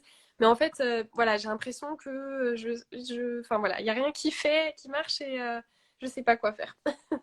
Ok. Alors, il y a plusieurs choses dans ce que vous racontez. Il y a des choses qui sont des observations, puis il y a des interprétations. Hein, par exemple, l'interprétation que on voit bien que c'est pour attirer notre attention. Hein, par exemple, hein, vous vous dites, on sent bien, en fait, c'est une interprétation, c'est ce que vous Oui. pensez. Oui. Ok, donc moi je vais vous proposer une autre lecture. Hein. Vous avez un petit qui a 21 mois, donc il commence à parler, mais vraiment très, c'est des balbutiements. Et puis il y a un tout petit qui prend beaucoup de place, beaucoup d'espace et qui est inerte. Les petits, les bébés, c'est inerte, hein, ça ne bouge pas, etc. Hein. Vous avez déjà vu les petits primates, comment ils font, les petits singes, comment ils font avec les tout petits? Ils les attrapent par une jambe comme ça, puis ils font et c'est pas du tout pour attirer l'attention des parents. C'est pour voir si ce machin-là, ça bouge. Il va bouger ou quoi? Hein? Qu'est-ce que c'est que ce truc? D'accord? Donc, la question de comment réagir. Euh, débarrassez-vous de toute la morale, de tout ce que vous allez dire en termes de morale. C'est pas bien, ça lui fait mal, Ok. tu vois, tu l'embêtes, Ouais. etc. Hein? D'accord. Prenez la main de votre petit, empêchez-le de faire ça parce que c'est votre rôle de mère, d'empêcher le plus grand de faire mal au petit sans violence. Hein. Les mères primates, quand un enfant fait ça, quand un petit fait ça, un plus petit, elles prennent sa main, elles la retirent. Il revient, elles prennent sa main, elles la retirent. Elles prennent sa main, elles la retirent jusqu'à ce qu'ils comprennent. Jusqu'à ce qu'ils comprennent. Et ça suffit pas parce qu'au bout d'un moment, évidemment, il y a quelqu'un de la tribu qui prend le relais, qui vient chercher. Hein, c'est-à-dire, parce qu'à ce moment-là, le besoin, l'intention positive qui est derrière, c'est quand vous êtes toute seule avec vos deux petits que ça se produit. Donc, en fait, il s'ennuie. Hein, il s'ennuie et il a besoin que ça bouge parce qu'à 21 mois, le besoin d'exploration, il est vraiment prégnant. Donc, plutôt que de lui dire arrête de faire ça, dites-lui viens, on va faire autre chose. Donc, vous prenez votre petit et puis vous lui mettez une bassine d'eau dans la baignoire avec des jouets ou quelque chose. Et surtout, parce que la suite, là, quand vous dites, il y a deux autres choses. Vous dites, quand je m'occupe de lui, il vient surtout quand on se fait des bisous, etc. Ça veut dire que derrière vous, vous imaginez qu'il est jaloux. Vous pensez qu'il est jaloux. Oui. Arrêtez de penser ça. Ça vous arrêtez de penser ça. Hein. Peut-être qu'il ressent de la jalousie, mais la jalousie, c'est une émotion. Donc, de toute façon, il ne peut pas lutter contre. Hein. C'est une émotion secondaire, hein, donc ça m'étonnerait vraiment qu'il y ait de la jalousie. Mais par contre, si vous le croyez et que vous y répondez comme si c'était de la jalousie, vous risquez d'induire ça. Vous risquez de l'induire. Donc, oubliez l'histoire de la jalousie. Il vient parce qu'à ce moment-là, lui aussi, il en veut des bisous. Il voit que vous faites des bisous, bah, lui aussi, il veut des bisous. Bah, voilà, hein, c'est comme si vous sortez un paquet de biscuits, bah, lui aussi il veut un biscuit. Hein. Il vient et pouf, voilà. Comme il est maladroit, etc., il vient et puis avec toute la maladresse dyspraxique, pas dyspraxique pathologique, mais avec la praxie de ces 21 mois, c'est-à-dire une proprioception, c'est-à-dire une capacité d'attraper de distance, etc., qui n'est pas toujours très performante, hein, il fait ça. Donc, quoi faire et comment faire surtout, hein, je vais vous donner la clé vraiment qui vous changez de regard. Changez de regard sur ce qui est en train de se passer. Accordez l'intention positive à votre petit. Il n'est ni jaloux, ni il veut, ni il n'écoute pas, ni il comprend pas. Hein, il répond à des besoins, il se comporte comme un bébé de 21 mois avec une maman, etc. Donc, si vous avez du relais, vous pouvez. Je sais que c'est pas facile hein, quand on est seul avec deux petits, mais s'il y a du relais autour de vous, faites jouer ça, le relais. Et puis sinon, bah, les relais, c'est des jouets, c'est chanter une chanson pendant qu'on est en train de changer le bébé. On chante une chanson pour le petit, pour le plus grand, par exemple, ou des choses comme ça. Hein, c'est-à-dire, et surtout, débarrassez-vous, c'est très encombrant, le fait de vouloir lui faire la morale, vouloir lui apprendre. Il va apprendre tout seul, hein, dans 2 ans, il continuera pas à taper son petit frère qui se laisse, sa petite sœur qui se laissera pas faire de toute façon. Hein. Donc, je veux dire, ces injonctions à faire le bien, hein, il n'a pas l'âge. 21 mois, il a l'âge d'exprimer des besoins sans réussir vraiment à les conscientiser. Et puis, donc, il a besoin de vous pour y répondre sans a priori, hein, sans le filtre de... Alors, tous les filtres, hein, il est jaloux. Parfois, il y a des parents qui induisent la jalousie déjà avant la naissance du petit. Tu sais, le bébé, peut-être il va prendre tes affaires, hein, puis maman, elle n'aura pas assez de temps hein, pour toi. Wow. Je dis non, mais vous fabriquez des trucs, hein, vraiment, parce que en fait, les enfants n'ont pas d'a priori. Quand il y a un bébé qui naît, ils accueillent ce qui vient et puis ils voient venir, ils vivent dans le présent. Hein. Voilà. Hein, surtout avant 4 ans, avant 7 ans et puis surtout avant 4 ans, alors là, c'est brasse coulée dans le timing. Hein. Donc, d'accord, voilà. Bah, merci beaucoup en tout cas. Merci à vous. Merci. Merci. À bientôt. Bonne soirée. Merci, au revoir. Alors, comment je fais? Hop. Voilà.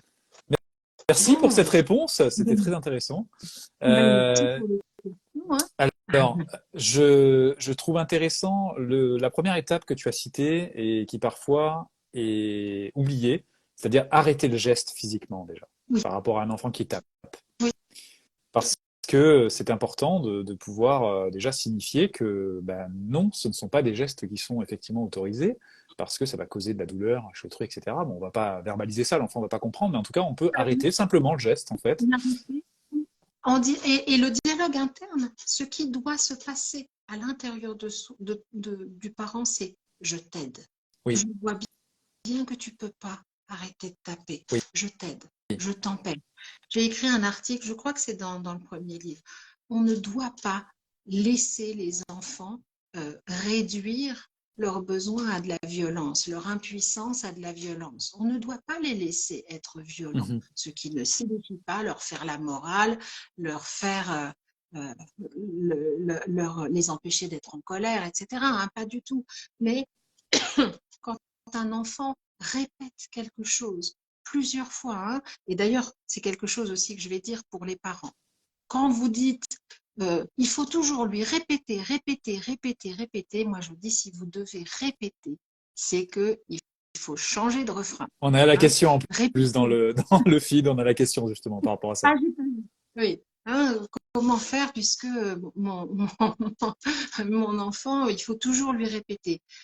Donner plus de quelque chose qui ne marche pas, ça n'a jamais fait marcher mieux. Hein, donc, si vous devez répéter, répéter, c'est soit ce que vous dites, vous devez reformuler d'une autre manière, soit ça n'est pas dire les choses dont votre enfant a besoin pour faire ce que vous attendez de lui, mais alors lui montrer, le guider, faire avec lui, par exemple, etc.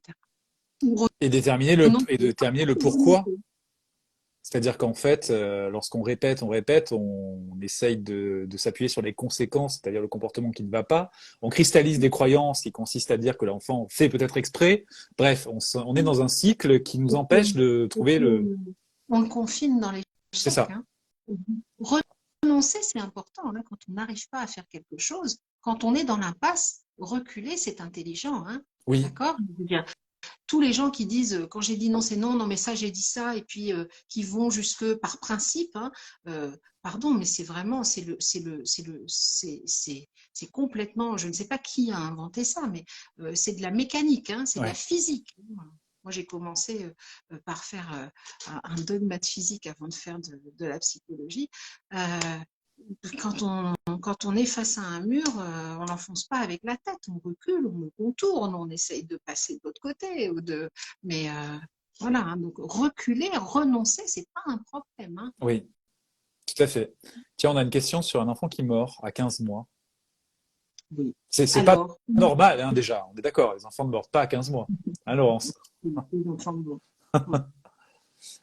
Donc voilà, la question c'est mon fils à 15 mois est mort, mais je ne sais pas comment lui expliquer que ce n'est pas bien. Alors, c'est pas la peine de lui expliquer que ça n'est pas bien, il ne peut pas comprendre à 15 mois. Il faut l'empêcher de mordre. Il faut le protéger de son propre comportement. Donc ça veut dire que pendant un petit moment, ça va pas durer longtemps. Hein. En général, pour détricoter un comportement acquis, il faut 3 semaines à peu près. Hein. Donc pendant 3 semaines, et ça dépend parce que si c'est à la crèche, on rame parce que on n'a pas forcément du répondant comme ça, hein, et donc du coup les enfants mordent parce que c'est pas sans surveillance, pardon pour les crèches, c'est pas sans surveillance, mais en tout cas la surveillance n'est pas suffisamment. J'ai pas entendu que tu Euh... avais du sans surveillance non plus, donc. Non mais Ah, tu as j'ai dit ça? pensé, D'accord. j'allais le dire, j'ai dit Ah oui, non, c'est pas d'accord, ça que d'accord. je l'ai dit. C'est pas ils sont sans surveillance, c'est-à-dire que pour empêcher un enfant de mordre, il faut repérer le stimulus, ce qui provoque la morsure. Souvent, c'est des réflexes ils se battent. Hein. C'est des enfants qui se battent en mordant pour faire lâcher quelque chose, par exemple, ou pour. Alors, il y a aussi la morsure De joie? de je Ben oui, de joie, de je t'aime et de je te mange oui, comme ça. Hein. Voilà. Bon, tout ça, ça sert à rien de dire non. Il faut empêcher. Hein, il faut vraiment empêcher le geste au moment où ça arrive pour protéger les autres enfants ou l'autre enfant de la morsure, empêcher, et surtout ne pas crier, ne pas faire de reproches, etc.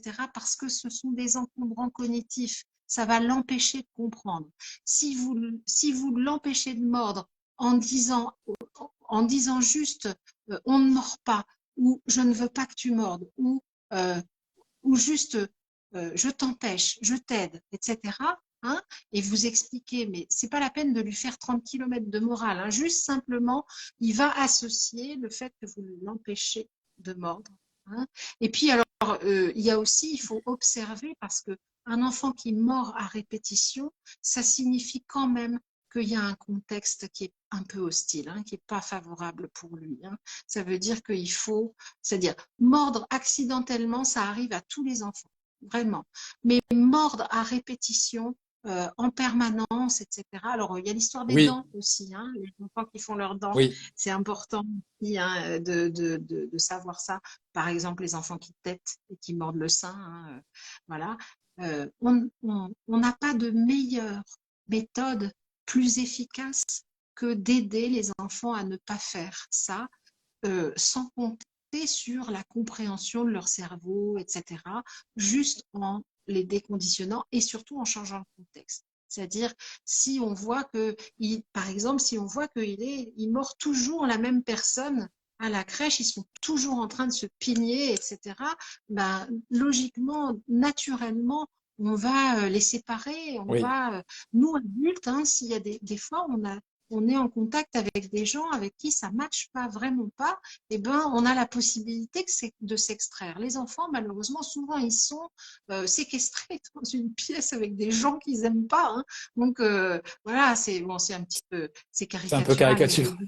mais je le dis Ils vont avoir peur, les parents, après. Donc, ce que je dis, c'est qu'il faut se mettre à leur place, bah en oui, fait, hein, c'est ça. par rapport à ça. Hein. Voilà. Alors, Est-ce que ça répond à la oui, question? ça répond à la question. Je te Ok. propose de prendre deux dernières questions, si tu veux bien.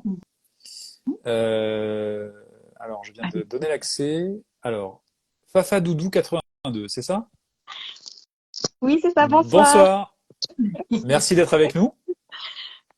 Merci à vous. Alors, excusez-moi, je vais pas mettre ma Je caméra vous si vous voulez bien. en prie, il n'y a pas de problème. Merci beaucoup. Merci de me donner la parole. Donc, c'est concernant mon petit garçon qui a 5 ans. Depuis la grande section, ça se passe pas bien à l'école. Ça se passait pas bien du tout dans l'ancienne école. Donc, je vous passe les détails pour ne pas être trop longue. Il a fini par faire un blocage au mois de février, donc avec des vomissements le matin après le petit déjeuner, des douleurs au ventre, un gros blocage. Donc, quand je lui posais des questions, c'était surtout par rapport aux punitions, parce qu'il gênait le groupe. On le mettait souvent à l'écart, on le mettait au coin, et il avait vraiment du mal avec ça parce que c'est quelque chose qu'il ne connaît pas. À la maison, je fais vraiment au mieux pour pratiquer une éducation bienveillante, sans punition, bien sûr. Et donc, il a fini par faire ce blocage et par faire un rejet clairement de l'adulte, parce que dans la nouvelle école, qui est Montessori, privée et Montessori, il y a des soucis de comportement aussi. À partir en fin de matinée, l'après-midi, il décroche complètement. Donc, il jette des objets, il casse le matériel, il exprime la volonté d'être avec moi, que je vienne le chercher. Sachant que voilà, ils font vraiment le maximum. Il a retrouvé, ce que je vous ai pas dit, c'est que dans l'ancienne école, parmi les raisons pourquoi je l'ai retiré, c'est que son estime de lui-même s'est complètement dégradée. Donc il a commencé à utiliser des mots comme je suis un bébé, je suis pas gentil, je suis pas sage. Et quand je lui disais mais non, enfin quand j'ai essayé de contre-argumenter, il me disait bah non, c'est maîtresse ou la TSEM qui lui disait ça, comme quoi c'était un bébé. Il était et ces démos quand j'allais le chercher à 17h, c'était des mots qu'on me disait mais j'allais dire le prénom mais votre petit il a pas été gentil du tout, il a pas été sage et c'est une étiquette qu'on lui a collée et qu'il a fini par s'en persuader clairement et donc ce mal-être ça va beaucoup mieux. Donc, depuis février, il est dans cette école. Il a plus ce mal-être. Quand je lui fais des compliments, il les contre pas, il les accepte. Avant, quand je lui faisais des compliments ou quand je l'encourageais, il s'auto-cassait tout seul. Mhm. Là, ce mal-être va beaucoup mieux. Il a retrouvé un mieux-être. Il a plus cette phobie d'aller à l'école le matin. Maintenant, il y a ce comportement qui gêne le groupe parce que vous savez, dans une école Montessori, c'est de tous les âges. Ça va dans cette école de 3 ans jusqu'à 9 ans. Et du coup, ça gêne vraiment le bien-être du groupe. Donc j'ai essayé, je vous avoue que je suis démunie et perdue. J'ai essayé des séances chez un micro-kiné. Donc 2 séances chez un micro-kiné et un ostéopathe aussi énergéticien pour travailler sur le côté émotionnel. J'ai même essayé un ostéopathe pour travailler sur les réflexes archaïques, voilà, et psychomoteurs. Donc aucun trouble, heureusement, aucun souci de cet ordre-là, aucun problème avec les troubles émotionnels, enfin les réflexes émotionnels, pardon. Maintenant, à chaque fois, ce qu'on me dit, tous les praticiens me disent, ils ressentent une grande sensibilité, une grande anxiété chez lui. Laurence? Oui. Alors, qu'est-ce que c'est votre contexte familial? Il est tout seul dans sa fratrie? Vous vivez, il y a d'autres enfants autour de lui à la maison? C'est un fils unique et je l'élève seul. On est séparés depuis 1 an et demi. D'accord. Le coparent avec qui vous êtes séparés, il y a eu des comportements violents? Non. C'est-à-dire au sens des violences dites éducatives et de la dévalorisation, par exemple, ou alors de la stimulation on va dire, Ouais. excusez-moi, je vous ai coupé. On va dire qu'il n'est pas trop adepte du même mode éducatif que le mien. Après, voilà, il fait certaines choses, par exemple tirer les oreilles ou voilà, qui ne trouve pas ça dramatique, que moi je cautionne pas, bien sûr. Voilà, il peut élever la voix, mais c'est jamais des. Il continue à voir son papa? Oui, oui, une fois par semaine. D'accord. Donc il y a sûrement une dichotomie entre vos deux manières d'éduquer et peut-être que votre petit garçon, il se sert de l'école comme d'un espace de régurgitation de cette éducation-là qu'il a avec son papa. Et donc il fait des choses parce que en fait il fait avec les autres enfants ce que son papa fait avec lui, ce que son papa lui apprend. Ça, c'est la première hypothèse. Ce sont des hypothèses, ce sont des pistes à explorer. Hein. Moi, je ne vous connais pas, je vous donne des pistes à explorer. La seconde hypothèse, c'est que c'est un enfant qui est éduqué tout seul, dans une fratrie où il est tout seul et il a besoin d'apprendre à être en groupe. Et il n'a pas pu apprendre correctement parce que visiblement, dans l'école précédente, on lui demandait déjà de savoir avant d'apprendre. Donc, on a déjà commencé par lui reprocher de ne pas savoir ce qu'il n'avait pas appris. Donc, il a besoin d'apprendre. Et si je peux vous donner une piste vraiment à explorer, c'est de dire ça à l'équipe éducative, de dire que votre enfant, plutôt que de coller des étiquettes sur il est hypersensible, etc., il a des soucis, mais plutôt de dire il a vraiment besoin d'apprendre. Il est tout seul avec moi et je n'ai pas d'environnement de tribu pour lui permettre d'exercer, le partage du temps, le partage de l'espace. Le partage de la parole, le fait de pouvoir de faire moins de bruit, etc. Tout ça, ça s'exerce avec bienveillance. Si dans l'école dans laquelle il est maintenant, ça va mieux et qu'il y a de la bienveillance, peut-être essayer de trouver dans cette école une figure d'attachement secondaire. Est-ce qu'il y a quelqu'un en particulier dans l'école avec qui vous êtes vous? Oui. D'accord. Lui, il aime bien en particulier? Oui, énormément. Et on a d'ailleurs, ça a été sans aucun doute quand j'ai visité l'école, j'ai fondu en larmes en fait avec cette personne-là parce qu'elle a tout de suite compris. Elle a compris mon fils sans l'avoir jamais rencontré. Elle a tout de suite compris la problématique et elle est vraiment dans cette philosophie et cette dynamique de vouloir l'aider au maximum. Des Ça va fois, en fin de prendre un journée, peu de temps. Ça va prendre un petit peu de temps. C'est-à-dire là, c'est tout récent, hein. Il y a des blessures, oui, hein. Il y a des choses qui ont été, qui ont, et puis il y a des blessures, et puis il continue à avoir une éducation un peu rude, un peu à la dure avec son papa. Donc du oui, coup, il apprend des choses, hein, parce que tirer les oreilles, c'est pas rien, hein. oui. Euh, D'ailleurs, il y a tout excusez-moi, je oui, vous coupe. Parce que moi, j'essaye de le sensibiliser, bien sûr. De toute façon, en étant séparés, les contacts sont jamais faciles.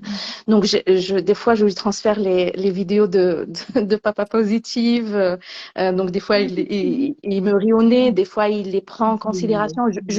Je vois quand même, je vois que par rapport à avant, il fait énormément d'efforts.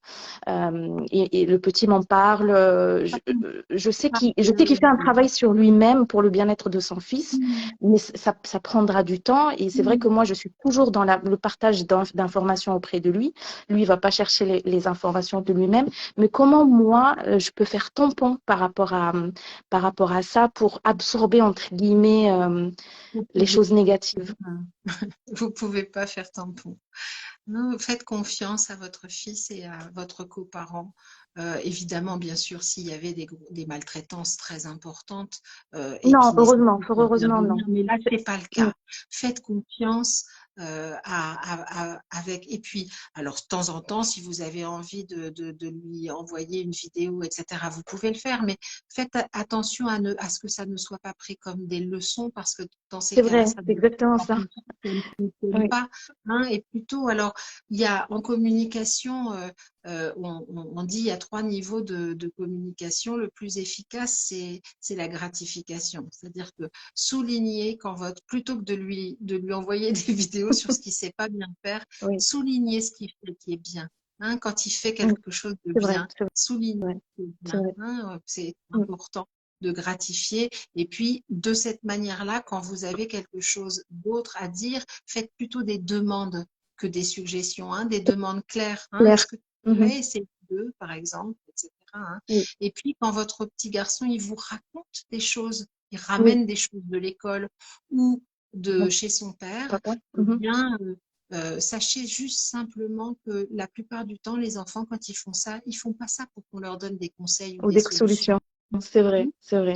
Mm, Pas parce qu'ils ont besoin d'être oui, écoutés et de voir comment ça résonne et puis d'être accompagnés sur le chemin de la compréhension, c'est-à-dire pour ne pas être dans une forme d'inquiétante étrangeté, hein, si c'est étrange, c'est c'est vrai. bizarre, Oui, etc., mais mm, de comprendre l'intention positive, etc. Alors, ça ne signifie pas excuser ou et justifier des cautionner. violences. Il faut Mm, mesurer bien oui, sûr les choses, mais quand même, et pour vous apaiser, vous aussi, il n'y a pas que la confiance dans le coparent ou dans l'école, il y a la confiance dans votre fils aussi, hein.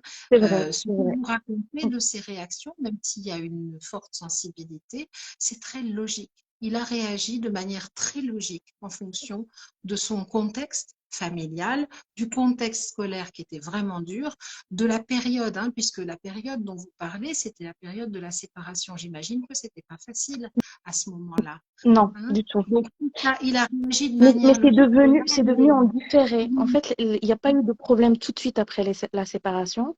Il y a eu des problèmes un an après. Ça s'est manifesté pour lui donc en grande section. Ça faisait, oui, presque un an après la séparation. oui, ok, ok. Bon, dans tous les cas, là, restez Mm, en observation. Et oui, puis, si vous voyez qu'il y a des souffrances qui perdurent, etc., il sera toujours temps de consulter euh, si vous en ressentez le besoin, vous, pour être accompagné, par exemple, oui. dans l'accompagnement. Et Alors, ça me permet de parler de quelque chose dont on n'a pas parlé, si tu permets, Jean-François. Le groupe de J'ai soutien? créé un modèle.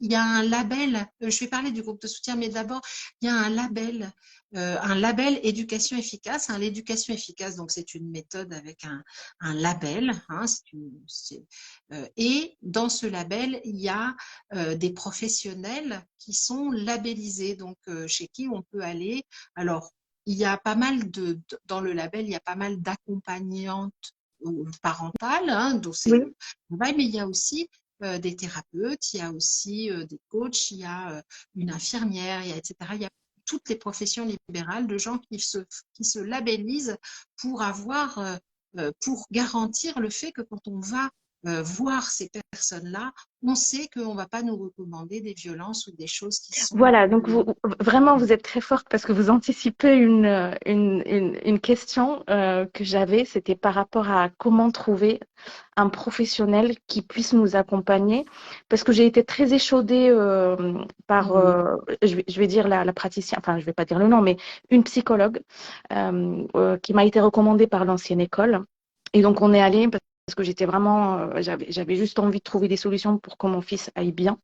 Et on est allé et ça m'a traumatisée. Le rendez-vous m'a vraiment traumatisée. Au bout de 5 minutes, j'ai dû écourter le rendez-vous parce que bah, il est rentré, il est très curieux, il a 5 ans, il découvre son environnement. Donc il regarde, il y a des jouets, il veut toucher les jouets, il veut toucher les livres, il veut lire les livres. Donc elle lui demande de s'asseoir. Il s'assoit pas, bien sûr. Il était dans la curiosité de découverte du milieu. Et donc, elle lui demande 3 fois et elle me dit, bah, je comprends que ça se passe mal s'il est comme ça à l'école. Donc, ça, c'était la première réflexion. La deuxième réflexion, donc, elle était en train tant bien que mal, il finit par s'asseoir. Je lui donne des feuilles pour dessiner. Il finit par s'asseoir. Et donc, il était en train de partager quelque chose et à un moment donné, elle intervient. Et donc, il lui dit, bah, il est dans l'affirmation, il lui dit, tu m'as coupé la parole. Et donc là, elle le regarde avec les grands yeux, elle s'adresse à moi, elle me dit, avec le doigt accusateur, elle me dit, mais faites attention, parce que là, à 5 ans, il fait ça. Qu'est-ce que ça va être quand il sera ado, hein? Vous allez vous faire bouffer. Donc, elle a utilisé ces mots. Et l'autre question qui m'a fait sortir du rendez-vous, c'est elle lui a demandé si maman, et est-ce que maman, elle te punit un peu, maman, à la maison? Donc, j'ai même pas laissé mon fils répondre et je lui ai dit, je vous arrête tout de suite, les punitions, il ne connaît pas. Et donc, je n'applique pas du tout les punitions à la maison. Elle m'a rétorqué, mais comment vous faites pour l'éduquer alors? Et donc, je lui ai dit, écoutez, je ne me suis même pas justifiée, je me suis levée et je lui ai dit, écoutez, on ne va pas s'entendre. Je vais répondre à votre question. Hein. Pardon, je vous interromps. Le réseau du label éducation efficace, le meilleur moyen de retrouver l'ensemble du réseau, c'est sur mon site internet, laurence-dudek.com. D'accord. Il y a un espace réservé au label et dans cet espace, il y a toutes les personnes labellisées. Alors, pas toutes parce qu'elles n'ont pas encore toutes été créées leur page, mais celles qui y sont là. Et sinon, sinon vous pouvez m'envoyer aussi un message sur le C'est site. gentil. Il y a toujours moyen, voilà. Et une dernière question, après je ne vais pas du tout monopoliser la parole, je vais laisser la place aux autres, je suis vraiment désolée. C'était comment faire face justement parce qu'on, franchement, des fois on a l'impression d'être des ovnis ou des extraterrestres, que ça soit face à un système scolaire entre guillemets classique ou à des praticiens quand on dit ben, on punit pas ou on pratique une éducation bienveillante, c'est toujours on nous fait toujours des réflexions très culpabilisantes en disant que bah, c'est pas la meilleure chose c'est pas la meilleure chose. Moi, je suis intrinsèquement convaincue que c'est ce que je peux faire le mieux pour mon fils parce que je vois le bénéfice. Mais comment garder le cap? Comment... La clé numéro 10 de l'éducation efficace. Comme quoi, j'ai tout prévu. Hein. C'est la clé numéro 10. On avance, hein, on n'est pas tous au même niveau. Et c'est vrai que le problème, vous remarquerez que le problème se pose surtout quand on est face à des gens qui font autorité, c'est-à-dire une psychologue, un pédiatre, la directrice d'une école, etc. Et donc, dans ce cas-là, vous n'avez pas d'autre possibilité que de vous extraire, juste de vous extraire. On ne peut pas convaincre quelqu'un C'est vrai. qui est soit condescendant, hein, soit supérieur, soit arrogant, méprisant, etc., et C'est qui est ça. dans sa bulle. Il vaut mieux renoncer. Après, quand on est, puisque vous avez par exemple un coparent qui remet en question, parfois il faut juste simplement juste dire, mais d'accord, ok, regarde comment on fait, regarde le résultat, hein, parce que il y a quand même quelque chose dont on est certain et dont moi je suis certaine en éducation efficace, c'est que ce que nous recommandons donne de meilleurs résultats. Mhm. C'est-à-dire qu'on obtient, hein, l'éducation efficace, j'ai présenté ça quand j'ai créé, c'est une méthode d'excellence. C'est-à-dire on obtient le meilleur en faisant ça. C'est-à-dire, évidemment, c'est moins rapide et moins facile que de mettre une paire de claques ou une punition, mais le résultat est vraiment, vraiment meilleur. On obtient des enfants débrouillards, autonomes, euh, rigolos, avec plein de répondants Oui, qui sont c'est vrai. capables d'aider, qui sont capables de, etc., et puis qui ont une bonne estime d'eux-mêmes. Alors effectivement, ils disent, tu m'as coupé la parole quand il y a un adulte qui leur coupe la parole. Bah, ouais, ok. Euh, c'est un moindre mal, hein. Ah oui, Bon. moi, ça m'a. À l'intérieur de moi, j'ai même rigolé, pour tout vous dire. Moi, je préfère qu'il s'affirme et qu'il n'ait pas cette peur d'exprimer un besoin, parce que c'est vrai que, voilà, il est dans l'affirmation de sa personnalité. Mais sa réaction, enfin, j'ai ri intérieurement, c'est surtout suite à sa réaction. Quelqu'un de normalement constitué, ben, il mettrait le contexte, c'est un enfant de 5 ans qui cherche à trouver sa place dans la discussion et c'est pas du tout contre elle. Vous êtes vraiment tombé sur quelqu'un. Alors, c'est pas toujours, hein, Mm. mais c'est vrai que ça arrive couramment. C'est pour ça que j'ai créé le label. Hein. Et puis Merci beaucoup. c'est un peu le débat actuel, hein, du coup, malheureusement, de ces psychologues qui prennent des raccourcis et qui Mm. essayent justement de mettre ces pratiques-là coercitives dans la tête des parents pour confirmer des croyances limitantes. Et enfin, on est dans un cercle vicieux en fait. C'est Et ce ça, qu'on fait ce exactement. soir, c'est très important parce que ça montre, et d'une, qu'on est tous connectés autour d'une même idée. Donc, on fait vivre cette idée que cela marche ou fonctionne selon ton Oui. livre et on peut le voir au quotidien, effectivement. Ça prend plus de temps, je retiendrai ce que tu as dit, Laurence, ça prend plus de temps, Oui. cet accompagnement. C'est important de le savoir parce qu'on peut se décourager et on peut se dire, oh là là, mais ça fonctionne pas. Ben oui, ça marche. C'est plus pérenne, ça prend un peu plus de temps, mais on a des enfants plus épanouis et des parents plus épanouis parce qu'ils sont eux aussi au contact avec leurs besoins. Ça C'est vrai. plus de Mm. temps, pas tellement parce que la méthode prend du temps en elle-même, mais c'est surtout parce que nous avons à défier le temps parce qu'on ne nous donne plus assez de temps. La violence dite éducative ordinaire, elle est essentiellement provoquée par le stress des parents qui sont stressés par le temps. Oui. Et donc, de donner la liberté de prendre le temps, hein, et de donc alors d'anticiper un peu, etc. Il faut négocier avec le temps, c'est vraiment important parce que quand on est soi-même dans un stress intense et qu'on fait croire à son cerveau d'adulte qu'il y a un danger imminent parce qu'il y a 5 minutes de retard, on est capable d'être violent avec ses enfants d'une violence inouïe uniquement parce qu'on a fait croire à son cerveau que parce que la porte de l'école ferme et qu'on risque de se faire faire une remontrance par l'instit, on est en Oui, danger. Or, il n'y a pas de danger. Hein. Il n'y a pas de danger. tout à fait, Il n'y a pas de danger. En revanche, il y a du danger à être violent avec ses enfants. tout à C'est fait. vrai. C'est un choix. Merci pour ces questions. Merci beaucoup à tous les deux, Jean-François et Laurence. Merci Merci infiniment. À beaucoup. bientôt. Merci à Vous me rassurez du coup. On est là pour ça aussi. C'est très Alors, gentil. je voudrais vous rappeler donc la présence de ce livre et de tous les livres de Laurence Dudek, et notamment celui-ci est intéressant parce que c'est un peu ce ping-pong en termes de questions-réponses qu'on peut retrouver à l'intérieur avec un rappel de ces 10 piliers donc de ta méthode d'éducation efficace. Le label existe, c'est un gage de confiance. Ça veut dire que les personnes que tu as validées sont, enfin, pratiques donc selon ces préceptes-là et ces principes-là. Et je crois Et que tu as oui, également une communauté, oui, donc sur Facebook, oui. où les personnes peuvent Oui, adhérer. Et moi, je suis sur Instagram depuis assez peu de temps, en fait, et donc du coup, et puis j'ai un petit peu de mal avec les formats Instagram parce que j'écris oui, beaucoup, hein, j'écris long. Alors c'est un peu difficile pour moi. Alors maintenant, je fais des panneaux. Alors, on est limité à 10 panneaux. Alors, ça demande une discipline parfois un peu.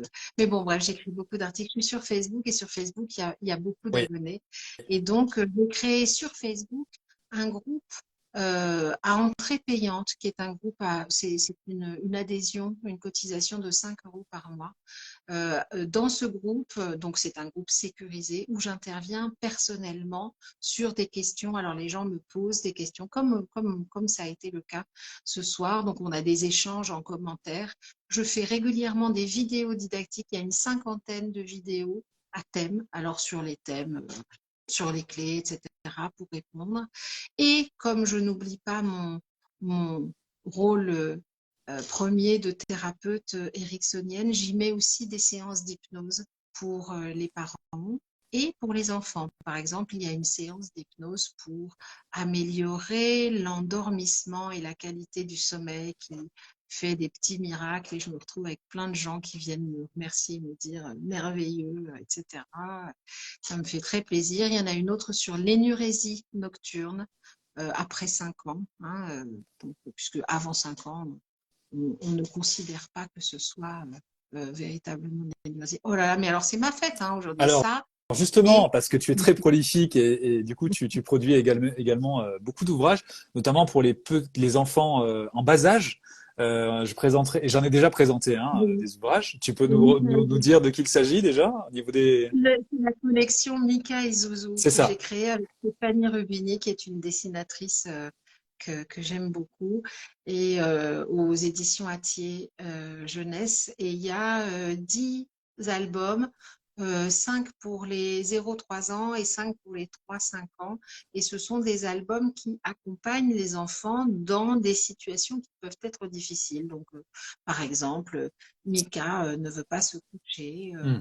Alors, il y a pipi sur le pot, caca sur le pot, ça pour les tout petits. Il y a Burke, j'aime pas ça, sur la néophobie alimentaire. Il y a Je suis malade sur le consentement Oui. par rapport aux soins de santé, qui aide beaucoup les parents. Voilà, il y en a d'autres. Un Enfin, bébé dans le ventre de maman, etc. ça aide Voilà, les enfants, ça crée un moment de partage avec eux, mais ça aide beaucoup les parents parce que la description des comportements tout est à très, fait. très, très instructive. C'est les Et tu as toute une partie de ta littérature qui est consacrée à l'hypnose. Et je montre donc cet deux. ouvrage, 10 contes magiques à lire le soir pour faire grandir la nuit. Tu peux nous en parler brièvement? Alors, c'est mon chéri, celui-là, c'est mon. C'est alors celui-là, c'est un très beau livre, hein, c'est un livre cadeau, c'est un super livre Donc on rappelle. que j'ai créé, les 10 contes magiques. Bah alors, ce sont des métaphores thérapeutiques que j'ai remaniées pour qu'elles fabriquent des contes sans véritable induction hypnotique. Donc, c'est une forme c'est de l'hypnose avec une trempe légère. Ça veut dire que quand on lit le conte, bah, dedans, il y a plein de suggestions qui vont, alors elles sont toutes des suggestions de ressourcement, d'amélioration de plein de choses, de l'estime de soi, de la confiance, de la restauration du lien, etc. C'est illustré magnifiquement par Carole Xénard. J'adore Oui, ces illustrations. Et puis, j'ai créé un personnage qui s'appelle Marjolaine la Plume et qui est le personnage qui raconte les contes. C'est tout un univers. J'ai adoré faire ce livre, vraiment. Et je le relis moi-même avec beaucoup de plaisir. Voilà, parce que j'aime vraiment ce livre-là. c'est ça qui est important parce que tu précises que c'est de 5 à 105 ans. Oui, Ça veut dire que ce n'est pas c'est pas destiné uniquement aux enfants. On peut le c'est lire pas- également et se soigner, se guérir aussi euh, oui, en tant il y a qu'adulte. beaucoup d'adultes qui l'ont, voilà. Effectivement. Et il y en a d'autres, hein. Il y a des livres thérapeutiques spécifiques pour les enfants, Oui, des on petites en histoires parlera. magiques Hmm. pour guérir. Ouais, il y a plein de trucs. Il y en a plein. Voilà. Sur mon site, on trouve, hein, laurence-dudek.com, il y a ce qu'il faut pour, voilà. Tout à fait. Voilà. Merci beaucoup, Laurence. Non, Merci, merci. merci à toutes et à tous pour vos participations. Franchement, il y a eu énormément de personnes qui ont participé. Je me demande si on va pas mettre en place un rendez-vous récurrent. Rendez-vous régulier, Qu'est-ce que mais tu en pourquoi penses? pas? Avec Ça serait plaisir, avec plaisir. intéressant. Je pense que oui, ça aide On beaucoup de pourra le parents de faire. t'entendre. On pourra le refaire, ça c'est Ok. sûr. Régulier, je ne sais pas, mais on pourra le refaire parce que c'était vraiment avec grand plaisir. J'allais te proposer une quotidienne, mais je vois que non. D'accord, ok. Oui, Non, on reviendra donc avec des questions-réponses et d'autres sujets, parce que je voulais qu'on aborde aussi l'hypnose, notamment pour mais les oui, enfants, oui, et on aura l'occasion de faire un sujet spécifique oui. là-dessus. Merci encore à toutes et tous. Merci Avec Laurence. oui, merci. Je vois qu'il y a plein de gens là encore Oui, et plein de fleurs qui partent partout. exactement. Merci. Et ce live donc sera en replay, donc vous pourrez le revisionner à loisir. Et n'hésitez pas à interagir sur nos pages respectives, à vous inscrire évidemment sur la page de Laurence, que ce soit sur Instagram ou sur Facebook et dans le groupe. Donc, Dans le groupe. pour pouvoir Oui, avoir, bienvenue dans ce groupe, ouais. voilà, tout à Vraiment. fait. D'ailleurs, il y a eu beaucoup de louanges effectivement par rapport à ce groupe au niveau des Ah, commentaires. Donc, alors j'ai pas suivi, voilà, moi, les commentaires, voilà. je vais regarder Bon, ensuite les commentaires. merci Voilà. encore pour ce Merci à moment toi. et à très bientôt. À bientôt. Au À revoir. bientôt. Au revoir. Au revoir.